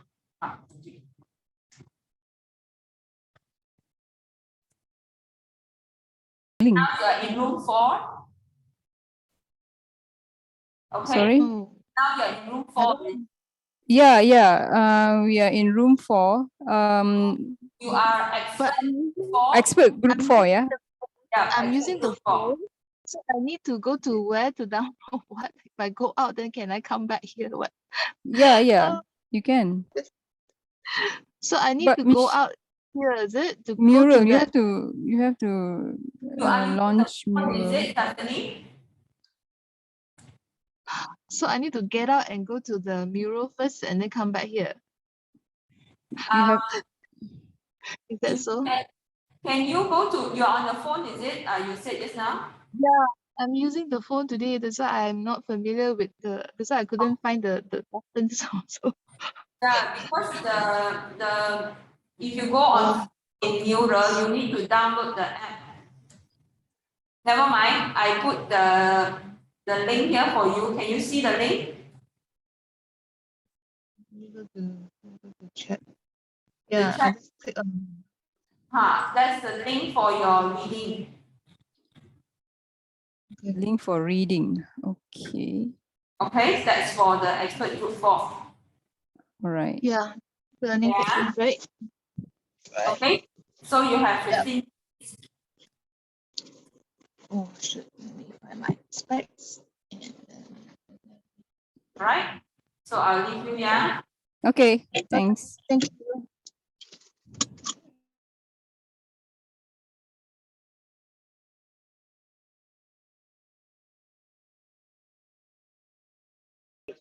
So, have you finished looking through the 10 Yeah. activities? Yes. Okay. Can we just go through? Can. Okay. So number 1, collaborative virtual classrooms. Correct. Uh, So this okay. one, Okay. Just let me share what I think would be a good idea for the Alright. active learning strategies. Mind lab or brainstorming. mm-hmm. At least for English class, they can do Yeah, that for that's what their even I English on these chose. days. Yeah. Then learning by teaching. Yes.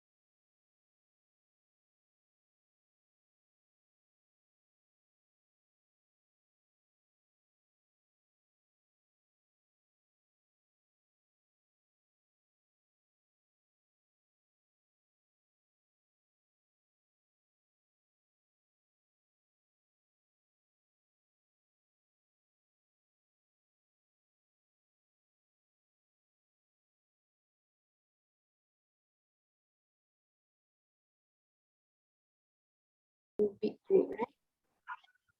Yes, Yes, Miss Michelle, does that mean like if we have two of us here, it means that each of us choose 5? no, They no, must no, be, no, two of right? you I choose mean, for my five. course is everyone. Okay. After that, Then you go back to your home group, then you will decide on 10. So shall we? okay. So now two of you read the whole list there, right? You choose Uh-huh. 5 that you think is the best. Two of you decide on 5 only. So that when we go back to our home group, another group, they will come up with their own 5 to make it a total of 10. Yes. There will be more people in the home group afterwards. Oh, so the. Okay. So now between the two of you, No, this one is over. you decide only on 5. Yes. Okay. So when you go back to your home group, your 5 is the same as Iharita's 5. Okay. That is the best 5 that you think is good for your online classes. That you will want to recommend to your friends. Based on. Okay. So that means you already agree. Okay? We are. Okay. Okay. All right. So you gather 5 exact from this exactly we discussed. You get 5, I get 5. Yeah,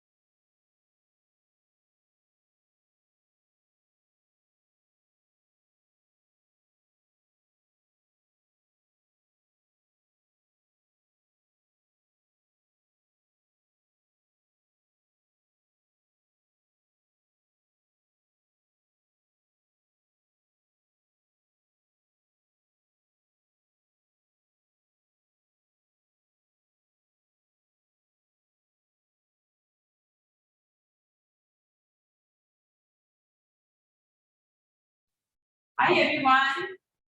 Hello, welcome back. Yeah, I hope you had a good discussion with your expert team members. So now I'm going to show you your home group. Okay? Share screen. You see? Yes. Okay, so I should have shared this earlier with you, but I didn't. So now anyway, you see that just now you were in those expert groups, right? And now I'm going to place you in your home groups. So this is like, just now, if you see in my mirror, I actually have 5 reading materials for you. So 5 reading materials, if you expect every single student to read the 5 reading materials, it's going to be very taxing for your student. So instead of making every student read that 5 reading materials, that is why I put them into expert groups and make them read together. So at least if they read together and they discuss, it will be better and you can understand. And I hear some of you say that, hey, no, I think it is like this, you know, that kind of thing. So you can have some kind of discussion. So this is what it means by doing and thinking about what you are doing. All right. So after that, you go back to your home group. So now you see my home group, right? There will be 1 person from each one, right? Okay. So Rina was the one tasked to read the first material, then Wendy was the second material, Shalini the third material, Stephanie is the 4th material. So now, as a group, you discuss what you have gathered from your material, your understanding, and what do you think is the best 5. Okay? So you tell each other, but the final product, remember I said the infographic should only be 10. Okay? So you have 5, 5, 5, 5. You have 20. No need, you just, 4 of you now decide which is the 10 that you want to be in the list. Are you clear? Okay, any questions over there? Yes, clear, but Michelle, we only managed to get 4 at the moment because we started late. Yeah. It's okay, never mind. All right. Because you still have your other group members, remember? Okay, all right. So they will help you to cover. Okay. Okay. Hi, Hijas. So you just came back to join us. Okay, no problem. Hijas, I will just put you in one of the groups and then you can listen to them and maybe provide some ideas to them also. Okay? Okay. Yeah, no problem. Okay, so now I will put you into these home groups, yeah? Okay, so you can go back to your mirror there. Remember, I give you the Canva and the Pictochart link. Up to you, you want to use Canva or Pictochart or whatever other apps that you want to use, you decide. Now, in your home group, please decide 1 person who is the one who will be the person to put the things in the infographic poster. Okay? If you are using Canva, you can do it collaboratively. It's up to you if you want to do it collaboratively, or if not, my suggestion is 1 person to be the one putting the thing into the infographic poster. Okay, and then this person will download the file as a JPEG and then paste it into the mural. You will go into home group. Home group 1 is A lah. And then home group 2 will be B. Okay? All right. So Okay. I'll give you 30 minutes to do it. Okay? Okay. Mural link again. Okay, mural link bit, I think Cindy, you got kicked out with it just now.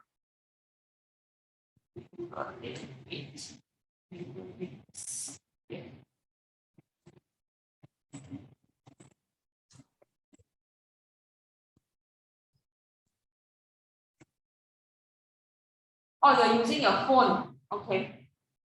So if you're using your phone to access Miro, I think you need to download the app, yeah. All right, so let me put you into your breakout again.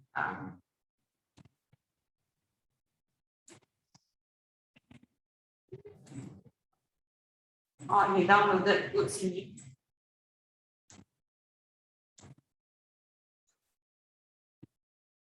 This picture in that video. You don't. But he is seriously. But you which one? One, right? Bina is the one who go with you. Yeah. Ehan, Bina is one. Sydney, Sydney is not there.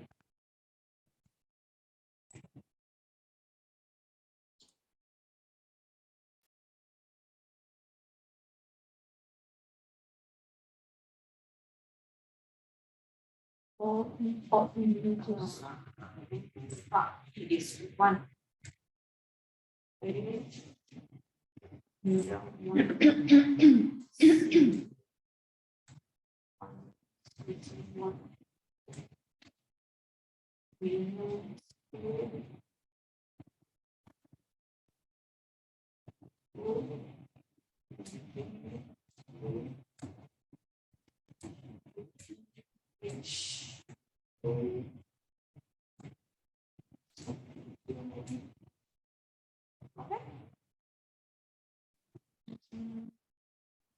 All right.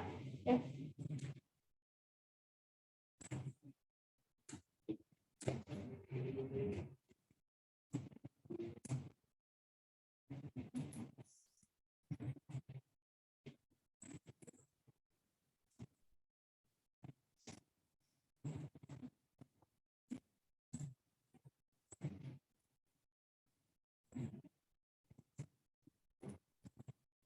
Hi. Maybe you want to sit separately.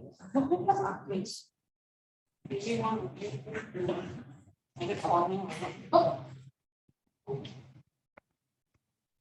Not you interfering something. What you Is it far enough? This is far enough. You try and see whether again.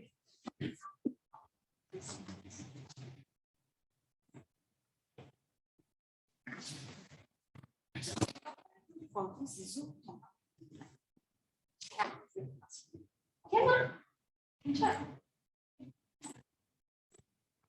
Hello? Yeah. Okay, so anyone wants to start first? Or do you want me to start first because I received the first what do you call that? The first material.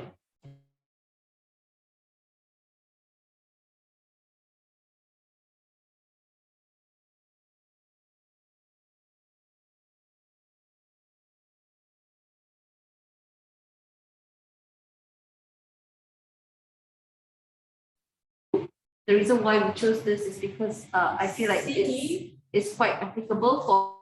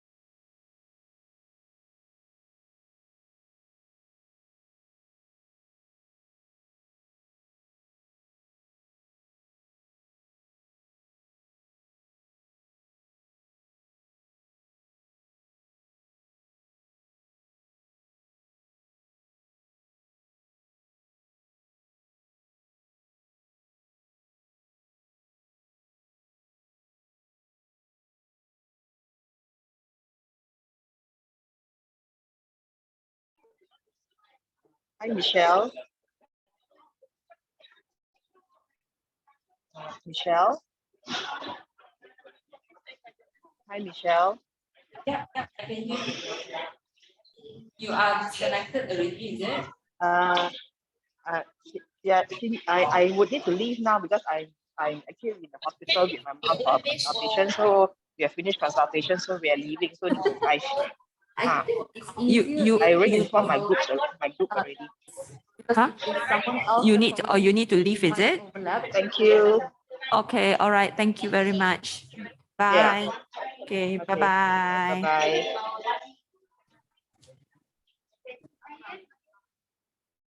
I think it's okay because anyhow we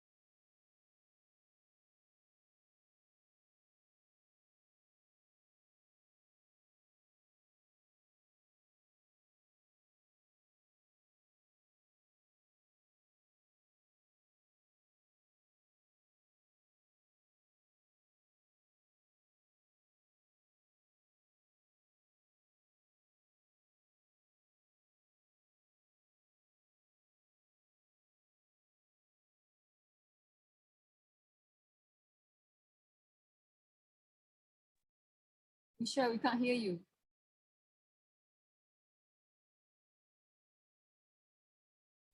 Oh my God, so sorry. You Oh guys are dear. having fun. I forgot I can't unmute. Oh dearie dear. Trying to decipher. Okay. Okay, let me start again. I'm so sorry. I already mute. So, I muted is already. it yours? We need to already. No, your volume must be Oh, lower. volume, Lower your volume. Okay, so now I'd like you to look at the two infographic posters there. That means it's either yours or your other friends.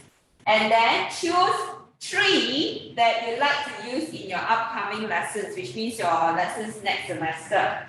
So go through the list and then put a sticky note with your name beside it, beside the name of the activity. So I see like someone has done it here already, like Baki.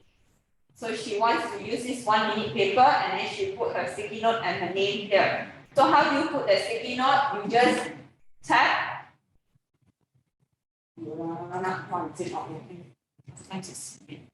Okay, you just double tap. Okay, now it comes up. And then you type your name in. And you can just drag it beside, resize if you want to. You can also write your name. Sure, why is it hang? By switching it to sketch. Sketch means you just use the pencil to write. Okay? And again, same thing, you can actually drag it and resize it and all. Okay? So I'll give you 5 minutes to look through it. I'm quite sure most of you are, because I do see some overlapping activities there.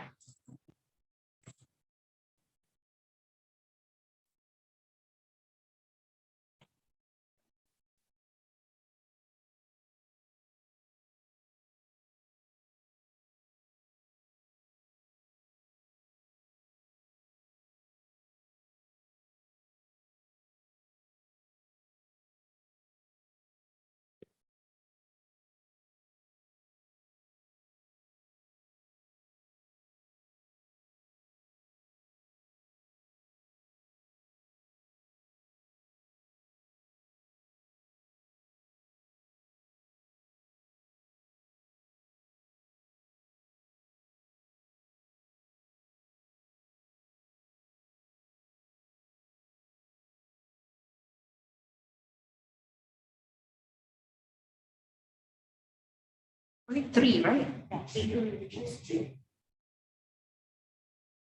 mine is the circle one. Easy to detect.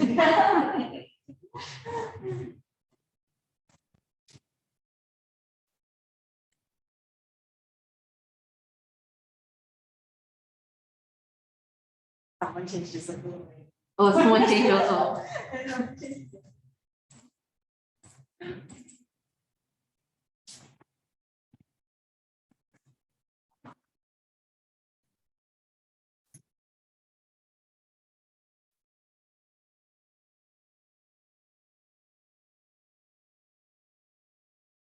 Okay, 3 more minutes.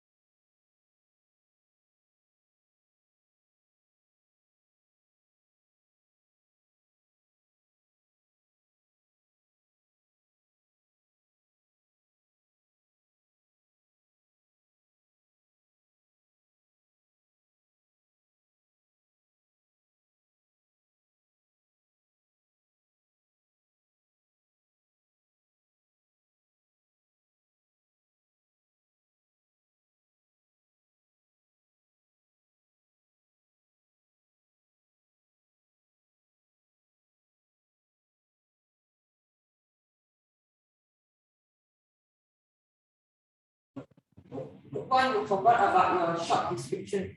Yeah.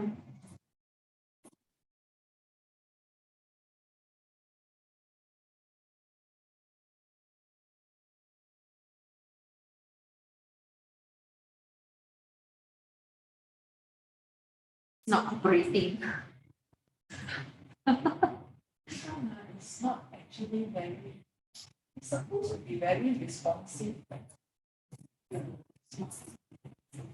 Maybe a feeling effect. Whose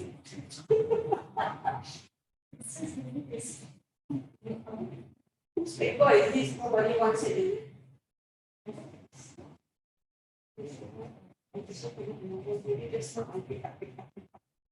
See, you got one here. Okay. So everybody has chosen a rate. Remove that. It's okay. You don't want it anymore, is it? I don't want it anymore. Okay, I'll delete it. Okay.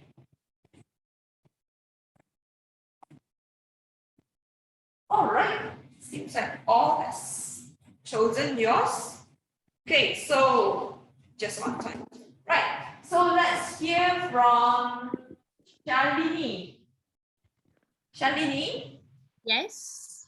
can you tell us one of your choices? I see your name. Yeah, okay.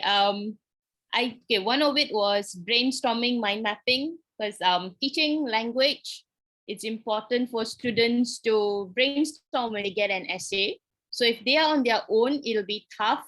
But if they are being placed in groups, there's like different levels of students. So they might have different experiences or will have different experience based on a certain topic. So when they exchange information, it will be useful for the entire group, not just one person.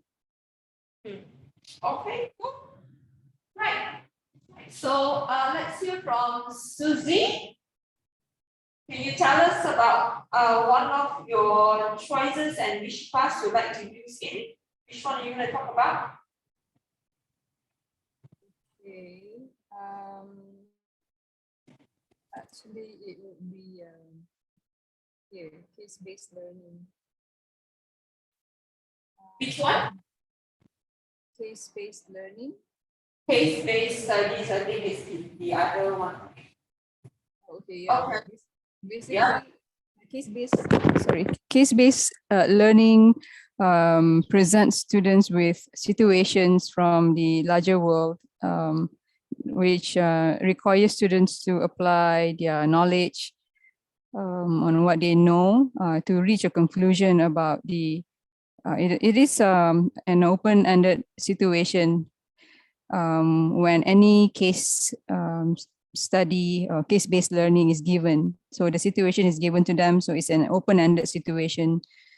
And then students, will be provided with the case, and then I would be asking them to decide what they know that is relevant to the case. So probably they will need to apply the concept or the theory that is related to the case study or the case situation that's given to them. For what course is this? This is public relations management. I see. Okay. Yeah. I totally agree. Yeah, case-based study is a good one. Yeah. Okay. Yeah. So thank you, Susie. So Okay. Tina, you share with us how you're going to use post-it parade. Okay, for post-it parade, I like the idea. Haven't decided which class I'm gonna apply it yet. I'm pretty sure it's not gonna be oral communication. So it's either gonna be for my critical reading or the new subject, which is the critical writing. Okay. So how does this post-it parade work? Where they, if I'm not mistaken, from what I heard just now, post-it parade is where they come up with a concept, an idea, and then they kind of like put their ideas into it, like what their thoughts are. Maybe if it's a question, then probably the answers, so it's like a stacking the ideas all together. So it's like, it seems like it's kind of like you put it on the wall, maybe Yeah. like the pros and cons and Yeah. whatever, then they just tap, tap, tap, tap, tap, tap, tap, tap. Is it like that? Yeah, something like that. Is it? Very right. Not sure, this is your group, right? Sorry, I missed the conversation. Because I was muted. So is it correct? I Susie? Is post-it correct, supposed to be like this, or how does it look like? Because there's no description here. Yeah, students Right. are provided with a question or prompt for which they need to generate ideas and solution. And then give each students a few post-its and have them write out one idea per post-it. Sounds like if I were to do it in my grammar class, it would be, I put like noun, Yeah. verb, adjectives, and then I ask them to write words which are noun and whatever, and they just pop, pop, pop, pop, pop, all over it. Yeah. Okay, nice one, maybe something for me to read next semester. Okay, so Ira, can you tell us how you're going to use what pro-con grids? How would you use the pro-con grids? Is it for pro-con grids? Hi, so for Procon grades, I plan to use it in my international tourism development course, where in one of the subtopic that we have in this course is to discuss about the advantages that we have in less developed country and developed country. So by using pro-con grids, we can see like the student differentiate what is the pro and what is the con of the tourism development in both types of countries. Okay, Yes. sounds interesting. Thank you. Right. Anyone else? Let's see here, Wendy. I've chosen, of course, the one that is my favorite, which is the game-based learning. For English lessons, students tend to have more games, not only having Kahoot or quizzes. I try to have some other fun games, as in they get to compete among themselves instead of, because sometimes students get bored when they hear, oh, we are going to play Kahoot again. So I try to do other fun games instead of just having Kahoot and quizzes. But I hope maybe in future when we go back to physical classes, my ideas of this fun games can be used in the classroom, because some of the games are quite hard to be carried out in online learning. It's quite limited because through competitions, games, I think students tend to learn and focus better. Okay, all right. Thank you very much. So Hijaz, you also chose game-based learning. What kind of games do you use with your students? I have used game-based learning before, especially in my visual concepts class, where we played a game of charade. Okay, so it can be done in physical class or even online class. But for physical class, we actually explain symbols and explain signs of visual using acting or act in a certain way. And then the other students will guess. So to make it more interesting, I do it as a competition between two groups, or sometimes more than two groups if the class is large. So it is quite interesting. It's usually a very loud class when that happens. Whereas in online, I did use some website, but it is not really a Sharia, it is some sort of like Pictionary. I'm sure you have heard Pictionary before. So where the students are also divided into groups, and then they will actually guess what the other team members are drawing. But usually the things that they are drawing is on another website which I generate. So that's a website where you can generate the words and movies, actors, and all that. So the intention is to use visuals in order to deliver your ideas. So it's also quite interesting as well.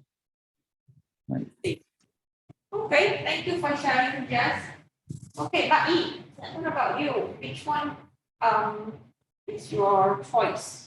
The 1 minute paper, I think I will implement it so that like they are given 1 minute to summarize what their thoughts and understandings of maybe one diseases that I taught them, and then what's their nursing actions and etc. So that one I think is very, very useful. Yeah. Okay, cool.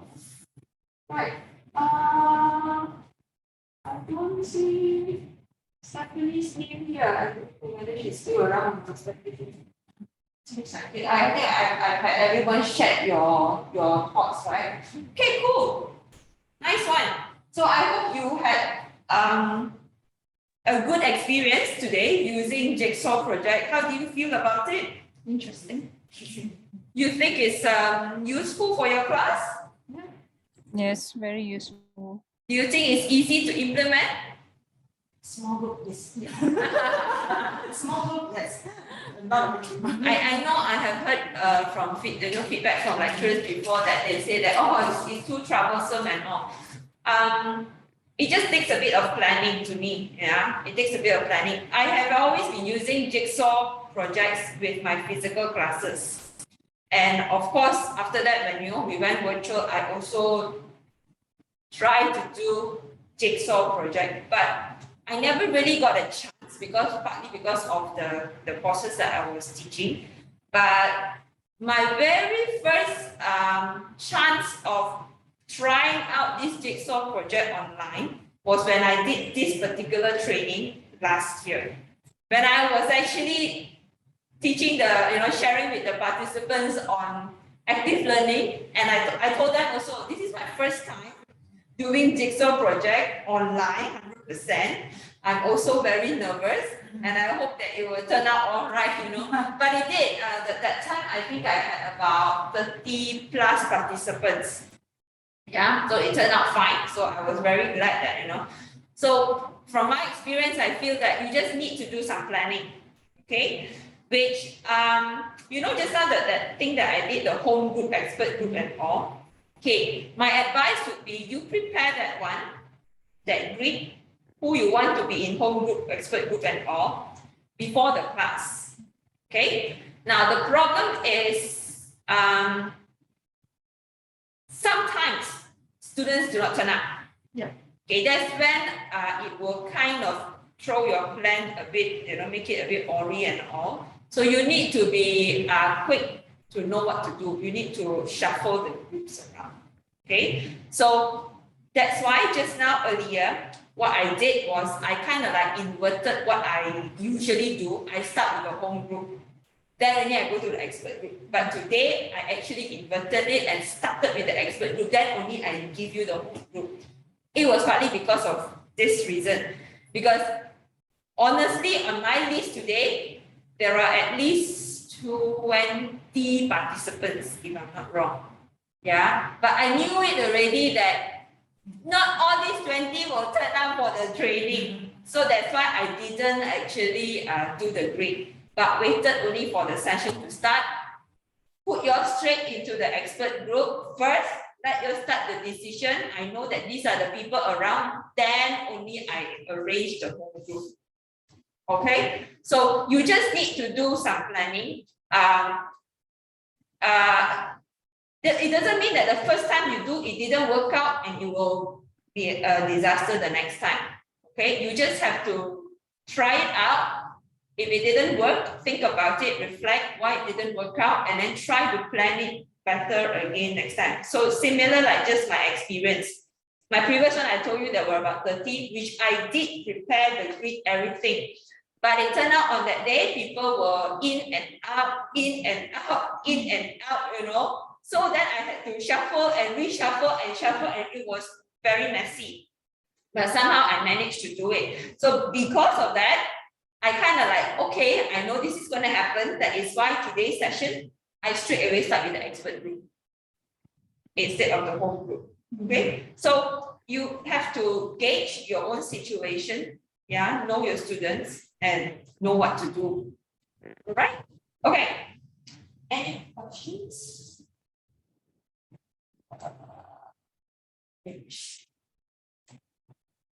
Stephanie, yes, I remember you participated. That's why I was wondering how come you're here today too.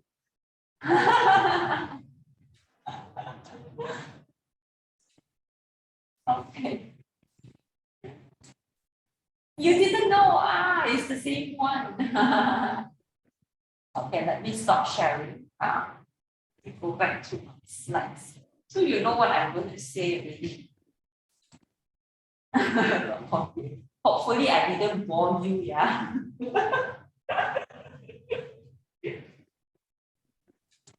Okay. So our last part is just on 4 steps to making learning active. Okay, just I'm quite sure that you know already about the steps, but just to list it down for you here. Before you attempt any active learning activities, before you even think about your lesson, always know your lesson learning outcome. Okay, that is the very crucial thing. Yeah. Then the next thing is identify the core concepts. What is it that the students need to know?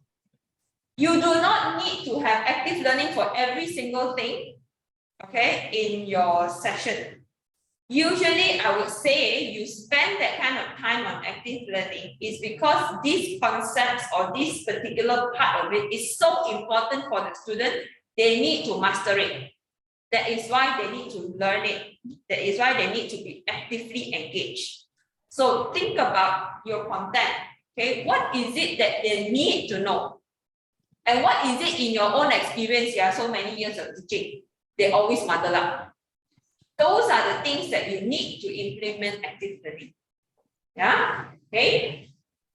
Number 3, select appropriate activities and tools. So I have given you a list, and just now with the discussion and all, I'm sure you have learned many that you can see that it's almost endless, the number of activities, and it's also really up to your creativity to tweak the activities around to maximize, you know, what you want to teach the students. Okay, so there are so many different activities, and if you are doing it online, there are so many different tools that you can use. Okay, like example, I shared with you how I use quizzes to help me to deliver active learning methods. Okay, so there are plenty of other tools around. Even some of you talk about games, there are so many types of games that can help you to do that, right? So you need to decide on the activity and then decide on the tools that can best help you. Even Mural is actually a very good one, and I'm sure you have experienced it just now, in terms of doing collaborative work with, you know, with your students. Yeah, okay. And then number 4, remember to always state your instructions clearly and in detail. As you can see, before I set you up for your adventure, I have already given you the instructions, okay? And then on my Mural, I also gave the same instruction and I also go through it again, except for the little blunder that I did just now. Before I accidentally click it, before I actually say a little bit more, I was like, hey, where's everybody? Okay, so you see, it's very important to give clear instructions because I didn't tell you that room 1 is expert group 1, and some of you just went, it's like, so which group, which one are we supposed to? So you see, if I don't give clear instructions, that's when the communication, can break down and students will be like, do what doing what nothing to do. Then they start talking about nonsense, that kind of thing. And if you have, let's say, many groups, then you will take time to go in and monitor and all. But of course, there is the broadcast one that I used just now. But sometimes, for some reason, maybe some students don't see, so that could be a problem also. So make sure that instructions are very clear and in detail before you set them out on their adventure to do anything. Okay? Any questions? No questions. No? Okay, good. So if you have no question, then I have questions for you. Oh no.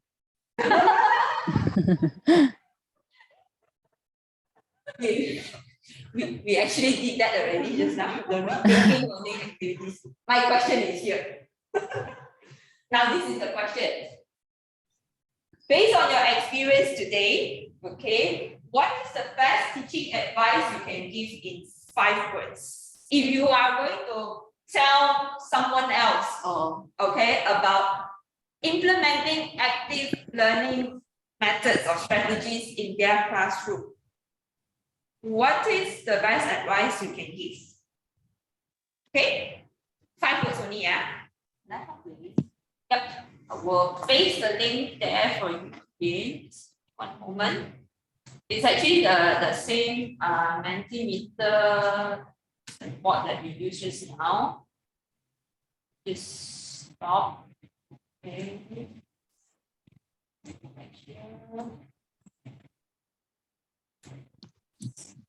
Okay, you should see the question now. Yes. Okay.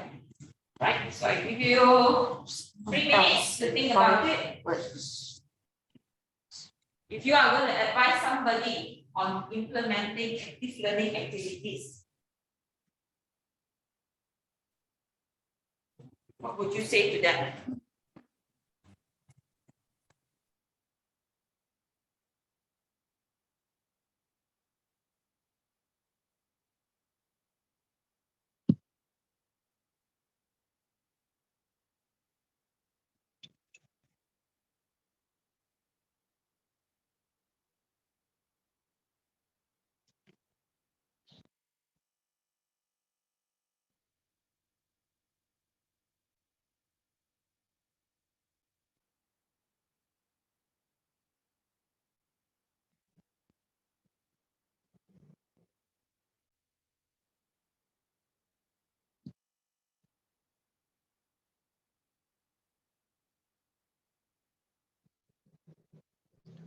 Hey, Michelle.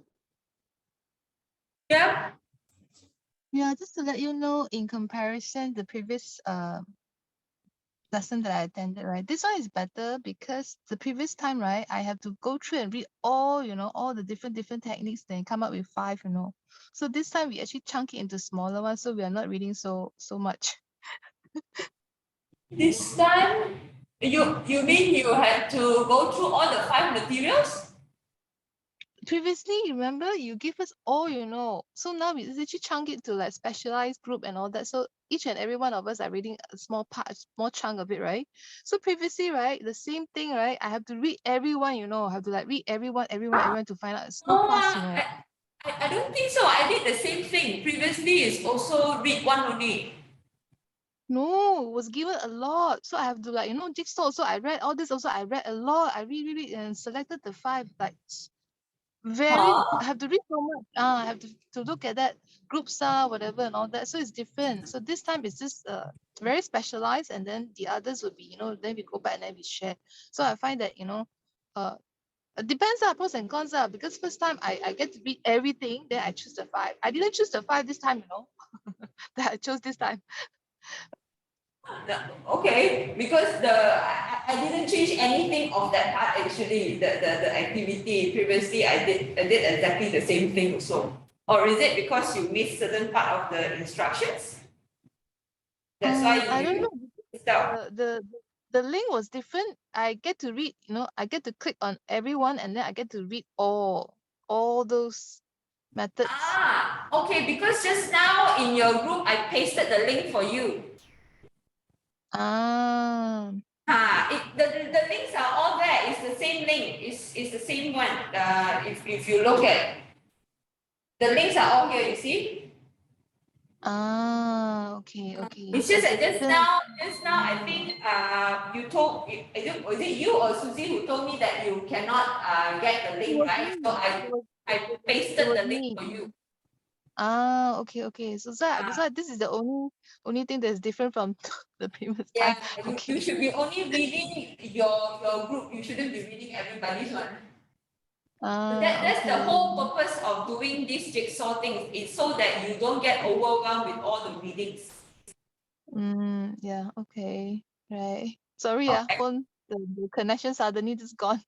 No problem, but it's good that you highlight that so that we can actually, clarify and so that everybody knows that, that's the whole purpose of doing jigsaw so that you don't get overwhelmed with the readings. Okay, Yeah. right, Okay. thank you. Welcome. Thanks.